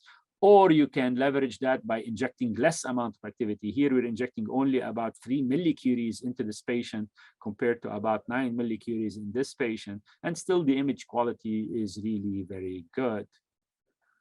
One manufacturer has went all the way and developed a 2-meter machine. It is known as the Explorer type machine from United Imaging. Its time of flight is not that great. It shows 400 picosecond. Its sensitivity is 171 in 1,000. So now we're talking about a 10% to about 20%, about 200 out of 1,000, it's like about 20% efficiency, compared to we're talking about 1% efficiency or something of that nature. So that is where we are, the improvement is coming from. Of course, the CT part is in the front, and then the PET part is in the back. And these are images that are, from the manufacturer, showing you could inject 4.6 millicurie into the patient or 160 microcurie into the patient. And you could see that the images are still very, very of high quality, even at a very low amount of activity. And when you do something of this nature, whereby you're reducing really activity so much, although the scan duration is still, about, 14-minute scan, from all the way top of the hands down to the bottom of the feet. 15-minute table time is really not that long. But the idea is that when you're injecting 160 microcurie, this is a really minuscule amount of activity. And now you can perhaps start to think about using PET imaging for screening purposes, because the amount of radiation dose that you're delivering to the patient becomes really very, very little. So there are many ways, you can start to think about PET imaging when you're thinking of whole body. In addition, I want to share this slide with you to show the distribution of the compound over time. If you're studying a new compound, there was a question about that. When you do a whole body scan, it will allow you to see where the compound is distributing in the body as you inject it. And that would make you study new kinetics of the compound, help you in doing the symmetry of the compound. It is really very, very powerful. Such a technique is not available on scanner that have limited field of view, because you cannot image the whole patient at the same time. You'll have to image this part, move to another part, move to another part, and then try to stitch all of these images together, which is really not very adequate. Here we can see in real time how does the compound distribute itself in the body, and allow you very efficiently to study such compounds in a very superior manner. Another manufacturer, Siemens in this case, has developed a 1 meter machine rather than a 2 meter machine. Obviously, the longer the scanner, the more and more costs it will be. In this case, they decided to go with a 1 meter machine. Note here that the time of flight is 225 picosecond compared to the previous manufacturers of 400, so that there is an improvement in signal to noise ratio also that can be further traded off for activity or time in that regard. And the reason why they decided to go with 1 meter is because depending on your patient habitus, whether you are a relatively short patient or a relatively a tall patient, a 1 meter type system can cover still from the top of the head down to the thighs adequately, no matter what body habitus you have. And since this is the majority of PET imaging, usually from top of the head down to the thighs, a 1 meter machine should be more than enough to cover the majority of PET studies that we do. Plus, we are very much we're really little interested in looking to see how does the compound distributes in the legs. Most of the time, we're interested in the brain, chest, abdomen, and pelvis type region, rather than the legs, the thighs, the knees, and the calves and stuff like that. These are images from that scanner. You can see this is a patient, relatively big patient, 105 kilogram. This total scan is 8 minutes from the top of the head down to the bottom of the feet. It's 4 minutes per bed, so they acquired it in 2 different chunks. And you can see the images really are of very, very good quality. I can show you a MIP here, which we call a maximum intensity projection image. Again, large patient showing really of very good quality. With a relatively short scan duration. 8 minutes to see a full patient is usually unheard of in PET imaging. You can then reduce the scan duration if you are interested to. So before we were looking at 4 minutes per bed position, so there will be 4 minutes and then the other 4 minutes. So, but if we're doing eyes to thighs, it's 4 minutes, and you can go all the way down to 1 minute scan. And this image is still of really very, very good quality. That means that we can see a patient, put them in the PET scanner, image them for 1 minute, and get them out without much problem.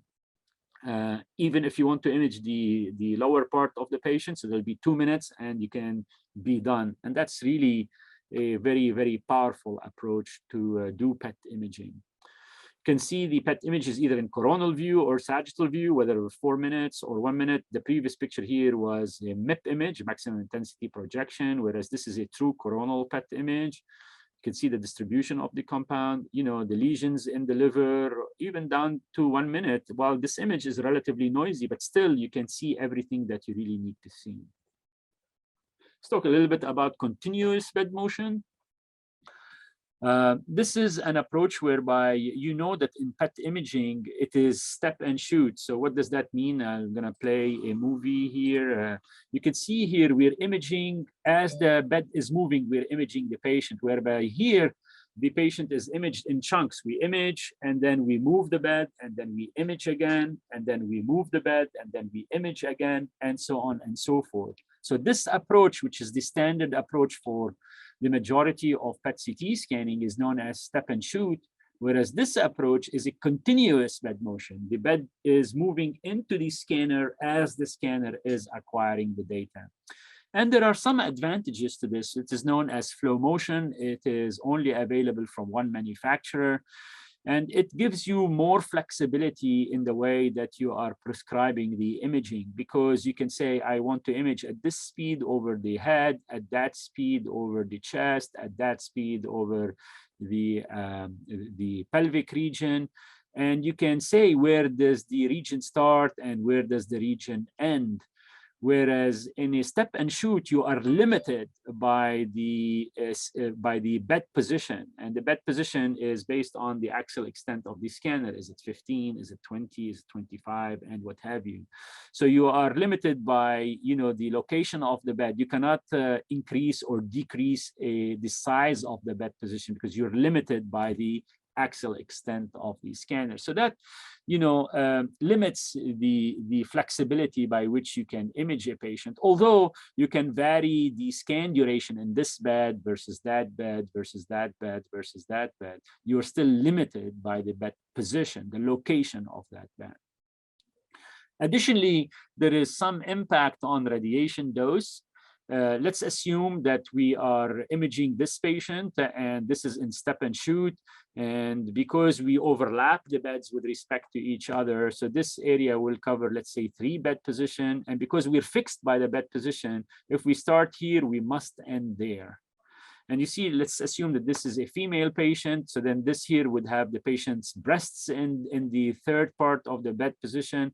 And in that case, you know, that might be that we are giving radiation dose to the patient, CT radiation dose to the patient, when we really didn't need it. Let's say that we only want to image up to this part of the patient. If we're imaging up to this part of the patient, then we are not able to do that in step and shoot, because as soon as we say we're going to image this part here, you know, from the neck down to this part, from the neck down to this part, that means that we are going to include the 3rd bed position.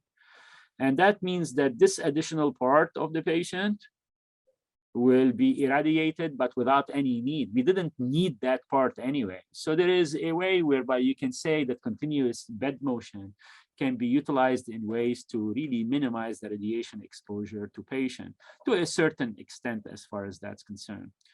There's also the fact that, you know, the sensitivity of edge slices in step and shoot are relatively less because they are at the edge of the scanner compared to a flow motion. I'll not get into the details of that. So there is a slight improvement in flow motion type approaches rather than in step and shoot. I was going to explain the reasons for that, but I am going to skip over that issue and go to really something that is very important and interesting that has been relatively recently introduced in PET imaging, which is a silicon photomultiplier tube, or what we call digital PET scanner. The word digital is a little bit of a misnomer because the scanner is a digital machine. You know, we create digital images, but it's just that the detector component now, rather than using a glass photomultiplier tube, we're going to use a solid state photomultiplier tube. SSPM stands for solid state photomultiplier tube. Sometimes you see that word as SIPM for silicon-based photomultiplier tube. Recall that in previously, we had a situation whereby we said that an annihilation photon will hit the detector and the detector will generate light, and then the light would fall on the photomultiplier tube, and we needed to use Anger logic in order to identify where did the event occur on the scintillator. Because the photomultiplier tube is covering multiple elements of the scintillator, so we use Anger logic in that regard. Whereas so you can see here, if there is an annihilation photon and the different photomultiplier tubes are picking it up, we will try to use Anger logic to say, you know, most probably because this photomultiplier tube saw all the light, this photomultiplier tube saw some of the light, this one saw less, this one saw a little bit more, this one saw a little bit more. So perhaps maybe somewhere the event is somewhere around here. And there is some error in that type of determination. And that's from one particular event. Now, if you have many events, you can see how this triangulation becomes even more and more difficult. However, with a silicon photomultiplier tube, the detector element is directly coupled to a silicon photomultiplier, so you can identify exactly the location without any error in positioning it. So that improves the resolution to a certain extent and has also an impact on the sensitivity of the scanner to a certain extent. Remember, again, when we had the photomultiplier tube, the glass photomultiplier tube, along with the scintillator, the light, the the photon will hit the scintillator, will generate light, and these will try to triangulate to find the position. Whereas in this case, the silicon, and I will show you a slide of a silicon photomultiplier tube, can be really matched very clearly with the respective detector, so that you can see things better. So these are characteristics of a photomultiplier tube, the standard glass photomultiplier tube versus the silicon photomultiplier tube. And the components that we are interested in are the gain, how much magnification am I going to get, the amplification that I'm going to have. And you can see a PMT has a good amplification. Silicon photomultiplier tube is also a very good amplification. Other approaches that are using avalanche photodiode does not have enough amplification. So really not the best approach to use a silicon-based type avalanche photodiode. The other component that is of very important interest is the last item on the table here is magnetic susceptibility. As you know, there are also PET-MR machines. So rather than just PET-CT, there are also PET-MR systems. So we combine a PET scanner with an MR machine. And if you use a glass photomultiplier tube, then you cannot use such a detector type with a glass photomultiplier tube in a PET MR. The reason being is that the glass photomultiplier tube has electrons that are flying inside of it. And if you put this whole thing into an MRI machine, then this photomultiplier tube will not work properly, because electrons that are moving in a magnetic field will be the magnetic field will impact their motion, and as such you will have a major problem. So actually the field of developing digital photomultiplier tube stemmed from the fact that the field was introducing PET MRI scanners into the clinic. And in order to introduce PET MRIs, the suggestion was, well, we need to develop a new detector module altogether.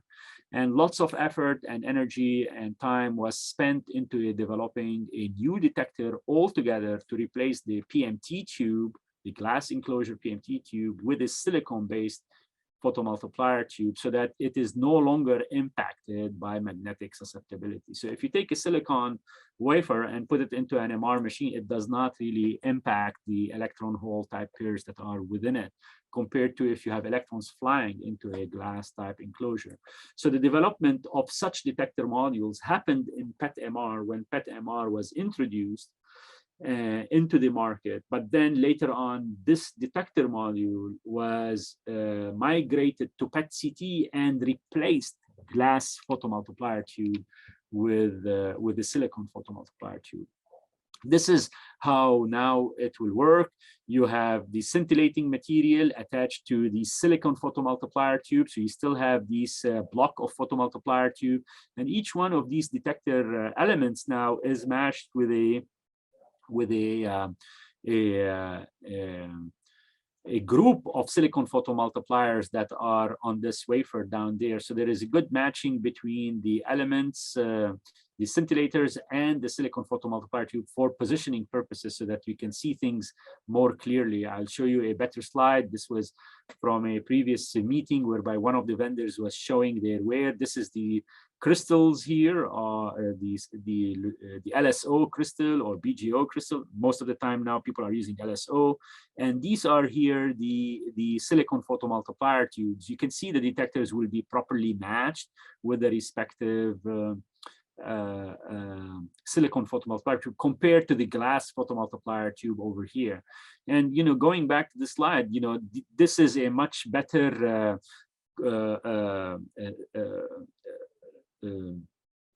physical size. So this is a much smaller electronic device compared to having a full glass photomultiplier tube that is relatively long in size and will reduce the space inside the scanner. So there is lots of advantages of using a silicon photomultiplier tube as compared to a glass photomultiplier tube. However, we have not really been able to compare head-to-head a silicon photomultiplier tube performance to a analog photomultiplier tube, a glass photomultiplier tube, because the scanners that are available with the silicon photomultiplier are slightly designed differently. The detector elements are slightly different, and that impacts the images altogether. But this is how it's packaged inside the scanner. So this would be here a digital now detector with a digital photomultiplier tube. So the silicon-based, the scintillator attached to the silicon-based photomultiplier tube, and there are multiple blocks that would cover 5 all the way to 25 or 30 centimeter or even more in this case. And usually silicon photomultiplier tubes needs to be cooled. So most of the cooling is done with water. So most of these machines now are water cooled rather than air cooled, which require a careful consideration of water supply, because it requires chilled water. The water needs to be cold in order to keep the system as cold as possible. This is the best comparison that I can provide you with. This is a scanner from one of the manufacturers with a glass photomultiplier tube. The detector elements are slightly different than in this machine, which is using a silicon photomultiplier tube, but it's a direct comparison using the same type phantom to see. This is a JZAC phantom with rods of different sizes. These are 6.4 millimeter rod sizes. These are 4.8 millimeter, and you can see the 4.8. You can slightly see them better on this silicon photomultiplier machine compared to the analog photomultiplier machine. But also this image is biased by the fact that the detector elements here are slightly smaller than the detector elements there. So perhaps the reason why we're seeing 4.8 millimeter rods is because the detector element is also slightly smaller. But like I said, we don't have a head-to-head comparison between digital and analog type system. I'm going to end the discussion by talking about regularized reconstruction, a new reconstruction algorithm that is available right now, also on various manufacturers. And historically, we have been using filter back projection image reconstruction for PET imaging, which is really an old image reconstruction approach. This has been recently meaning in the past 20 plus years, replaced by using iterative reconstruction technique. Now, the idea of iterative reconstruction images is that you do not take the acquired data and you reconstruct it to create an image. The idea with iterative reconstruction is for you to guess an image that will have the same acquired data as the one that you have acquired. So this is the same, and you'd say, well, how do you guess an image that then when you deconstruct it to its representative cyanogram data and you compare it to its measured cyanogram data, how would you know what to guess? And the idea is very similar to I'm sure when you were kids, you all played that game. You'd say to somebody, guess a number between, I'm thinking of a number, and guess what number I'm thinking of between 100, between 0 and 100.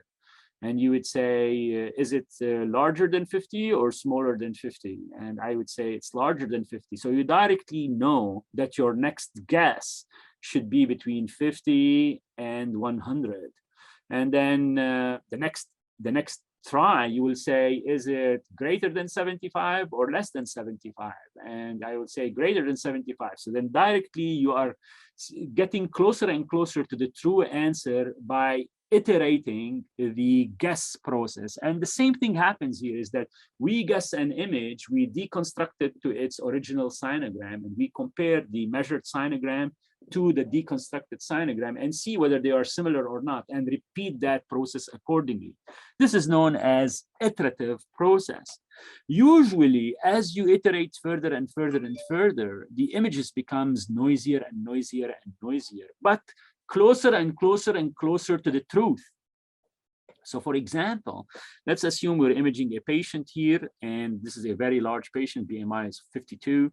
And if we start with like 1 iterations, you can see that the image is smooth, but the SUV value that we have measured is relatively low. That's because the value is not truly as accurate as it could be.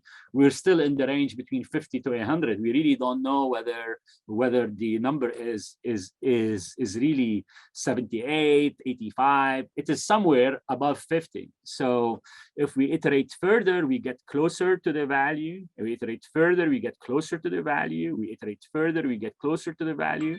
But then at the same time, the images become noisier and noisier and noisier.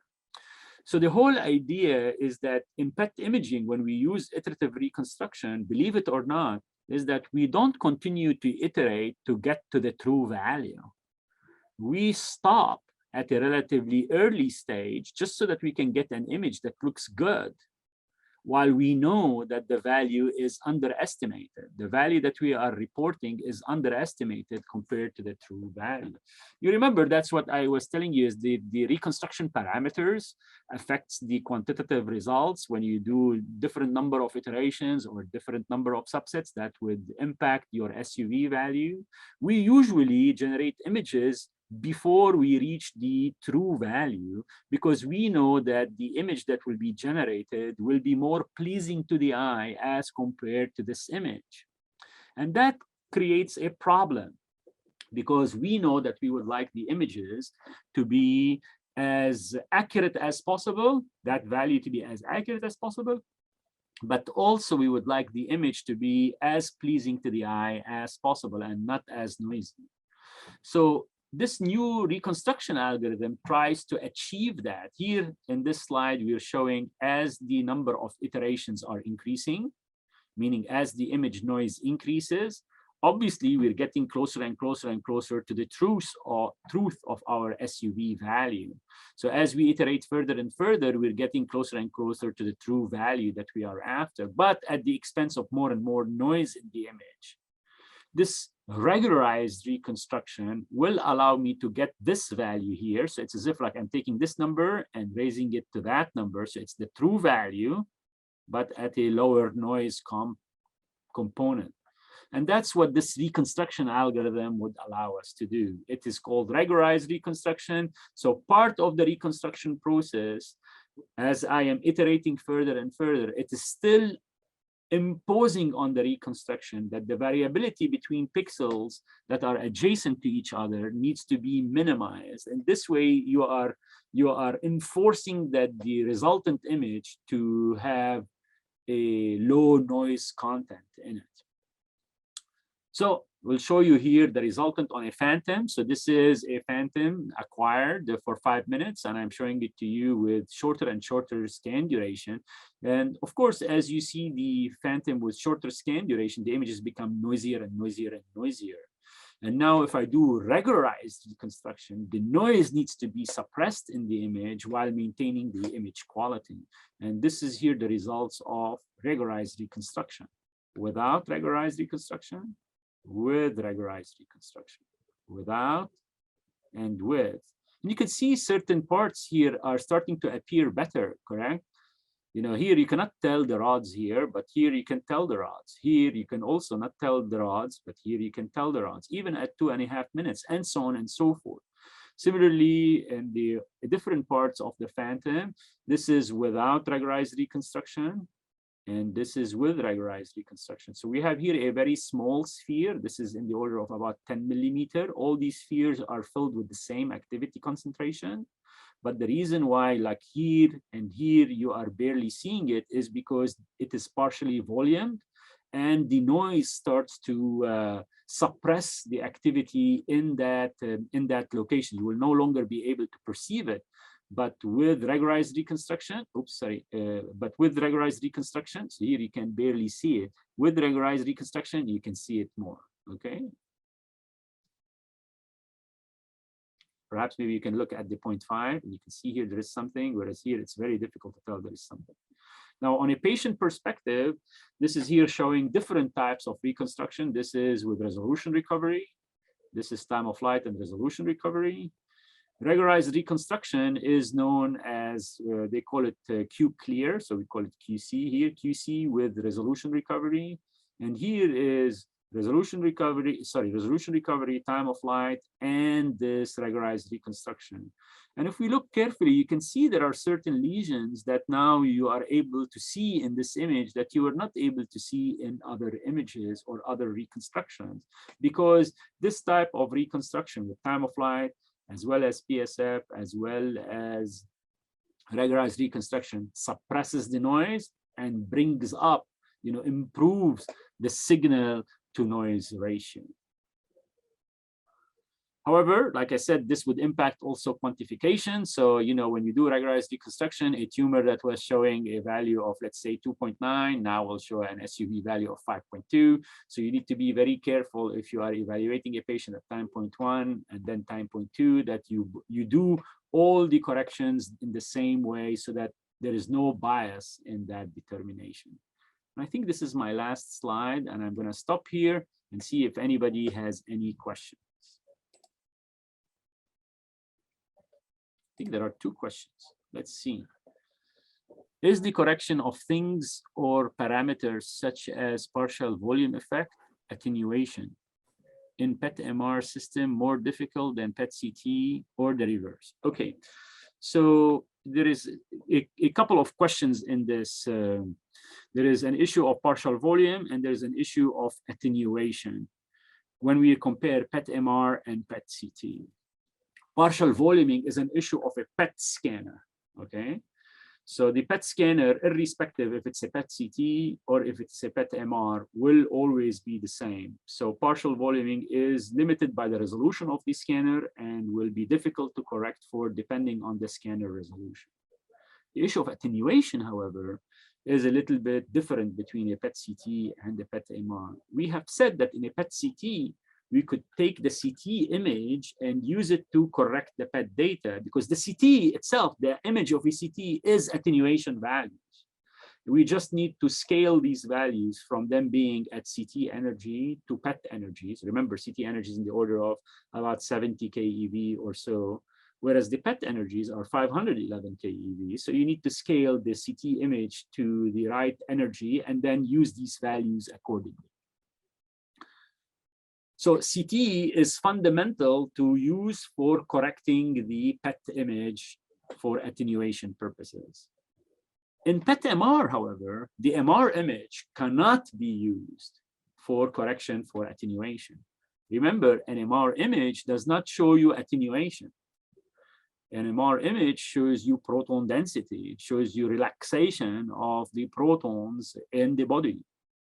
Whether you do a T1 image or you do a T2 image or you do a proton density image. So it does not show you tissue density, which is what CT shows you, which is the cause of attenuation. So you cannot take the MR image and say, okay, can I take this image and then scale it for PET attenuation values? There has been several techniques to use MR imaging in such a way to try to help us correct for attenuation in PET data. As you know, MR, one of the most important advantages of it is the fact that it can show you very, very good tissue contrast. So you can see soft tissue, you can see fat, you can suppress tissue, you can, and so on and so forth. So by doing different pulse sequences, you can identify the different tissues. And if you know that this tissue is made out of this material, fat, or is made out of soft tissue, or is made out of other material, then you can allocate an attenuation coefficient associated with it, and then use it to correct the PET data. Many, many techniques that have been developed, primarily all focused around the Dixon technique. We call that either a 2-point or 3-point Dixon technique to try to separate the different tissue types, water, air, or fat, into the patient, because patient is the lungs, fat, and then soft tissue, basically, more or less. Bone is a big problem in MR. As you know, it's very difficult to image bone in MR. Bone is a very important component to do attenuation correction for PET purposes. So bone remains a big problem to correct for attenuation from MR imaging. But remember, one thing that I had said also is that we are moving away from using the hybrid scanner, meaning either the CT component or the MR component for attenuation purposes. We have said that we are going to use the PET data itself that is acquired for attenuation purposes by using AI techniques, because the PET data will show me the patient, and we know that all patients, their PET images look very similar to each other. Okay, this is the head, this is the chest, this is the abdomen, this is whatever, and using AI technique, artificial intelligence techniques with some deep learning in order to say, okay, this is the liver, this is the lung, this is bones, this is, in order to try to do attenuation correction type approaches. This is a field that is currently growing, but these are the parameters around which PET-CT versus PET-MR for attenuation purposes. There is no way that you can do, let's say, a phantom that I had just showed you, that phantom, with the different spheres and the different rods. If I put it in the MR machine, I say, okay, generate attenuation correction map for that from an MR pulse sequence. There's no way that I can do that. On CT, however, I can take that image and apply the attenuation correction.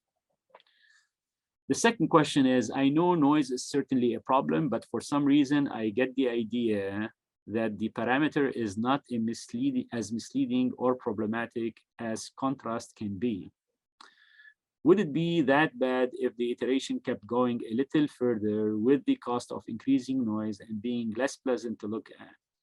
Is the aesthetic nature of the image, final image, crucial in a clinical sense? You raise an excellent question.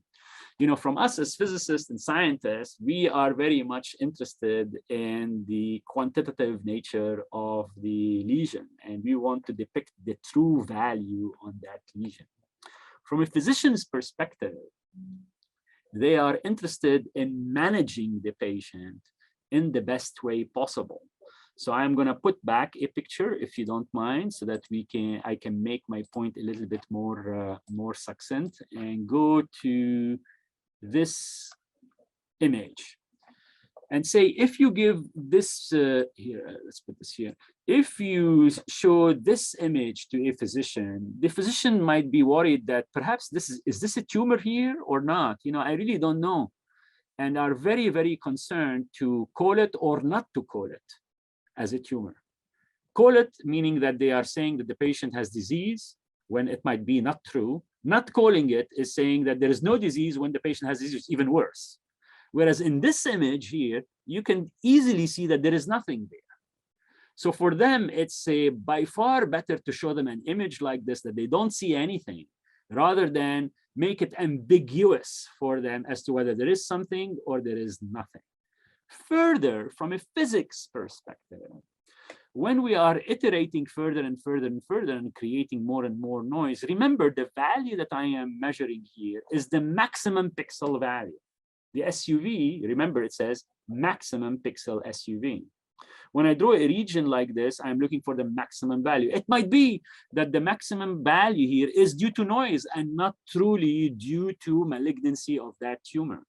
So it's a really, we need to balance the fact that I want to iterate as much as possible, but at the same time, I want to suppress noise as much as possible. And, physicians would like this. We would like that, but without the noise being as part of the measurement. That's why regularized reconstruction is the good idea of getting both objectives reached with least cost in this way. I hope that answers the question. I don't know if there is any other questions, but we have another 15 minutes of open discussion if anybody would like to ask any question. Thank you very much for your great lectures, Dr. Malawi. It was a great pleasure to have you and with us and collaborating in our course. I became especially curious about the gated PET and the gated with the breath cycle. It was possible to calculate some of the respiratory volumes with that methodology or not? Is it possible to calculate the respiratory volume?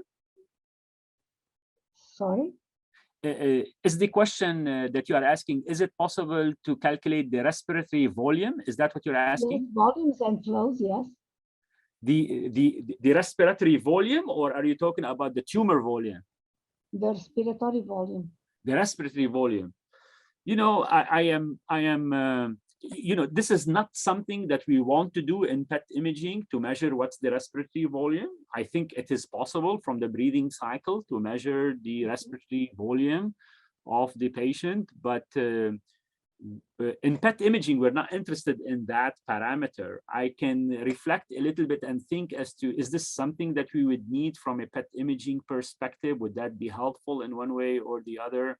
Could be perhaps related with some kinds of fibrosis that can be happen during some kind of So yes, the respiratory volume can be correlated with some kind of a disease. Very good point. Please note that the use of PET imaging is primarily oncology. I know. So we primarily use this imaging in order to assess and stage people for cancer, whereas issues of, let's say, respiratory volume might be for respiratory type diseases or for chest type ailments or apnea or not apnea, you know. Well, sorry, it was the possibility of having some kind of initial step in the curve that we can obtain some functional information or not. Yeah. I mean, I think with the respiratory cycle, you should be able to get this additional information. But, you know, only a curiosity, sorry. Yeah, no, that's fine. That's fine. We have another question in the Q&A. Yeah, okay. Yes, of course, I have heard of PET-CT LINAC from Reflexon. As a matter of fact, I collaborated with the company Reflexon, and we here at MD Anderson, we are working very closely with them related to the to that particular device. The concept is actually a very interesting and revolutionary concept. The suggestion there is that if we are able, you know, we're not generating images in general. The idea is that if you are able to detect annihilation photons and in certain detectors, and there is a large number of them being detected here or there or wherever, then you can directly shoot that tumor while it is in that location immediately. So you have the LINAC directly attached to the PET scanner in order for you to be able to shoot the tumor as the activity is being is decaying and is generating signal in the detectors that are surrounding the patient. There is a prototype systems that are being built out there, and there is some potential to that system out there. It's a little bit far from becoming a, let's say, clinically, you know, at least in my opinion, clinically viable type system at this time. But yes, very interesting scanner design and the system design. You know, PET in general has been suggested as will be a very good imaging device for treatment per se, because right now most of treatment planning is based on CT imaging, and CT just shows you anatomy and shows you the structure of the lesion or the location of the lesion, whereas PET will add on top of this biological information about the lesion itself. So if there is more accumulation of this compound, then you can modulate your treatment dependent on the malignancy of that particular tumor. And as such, you should be able to deliver a better outcome to the patient. That is the original promise as far as PET-CT. But, you know, I would say there are lots of now PET scanners in radiation oncology areas, and people try to utilize the PET image in order to improve the treatment plan per se, so that the dose painting that is delivered from the LINAC is is delivered based on the information, additional information that's gained from the CT scan, from the PET scanner accordingly. Okay, so I think we do not have more questions. So Professor Malloy, we are very grateful for your contribution today. It was a tremendous lectures. We hope to hear you talk about quality control in the next opportunity. Yes. But in fact, all the lectures were great. We learned a lot, and thank you for bringing us the latest advances and challenges that in this topic. So we would like to thank also to Professor Narayan Sahun, who made the invitation to Professor Malawi. So we thank you all, and also the participants. We hope you take a huge advantage from these lectures today. We will meet next Friday talking about RMN. So I think we are finishing for today. I don't know, Vera, if you want to say anything else? No, that's all. That's all. Thank See you each again other for the next invite. Friday. I truly appreciate the opportunity. Thank you for Narayan for suggesting my name, and I truly appreciate the invite, and hope we will see you, like I said, in person, hopefully in Portugal. Thank you again, and have a great weekend. Thank you. Thank you so much. It's our pleasure to have Dr. Malawi to give this lecture. He is the expert, world famous expert. Okay, so it's our privilege. So thank you so much, Osama, again. Have a wonderful day. All the best. Bye bye now. Thank you. Thank you so much. Thank you.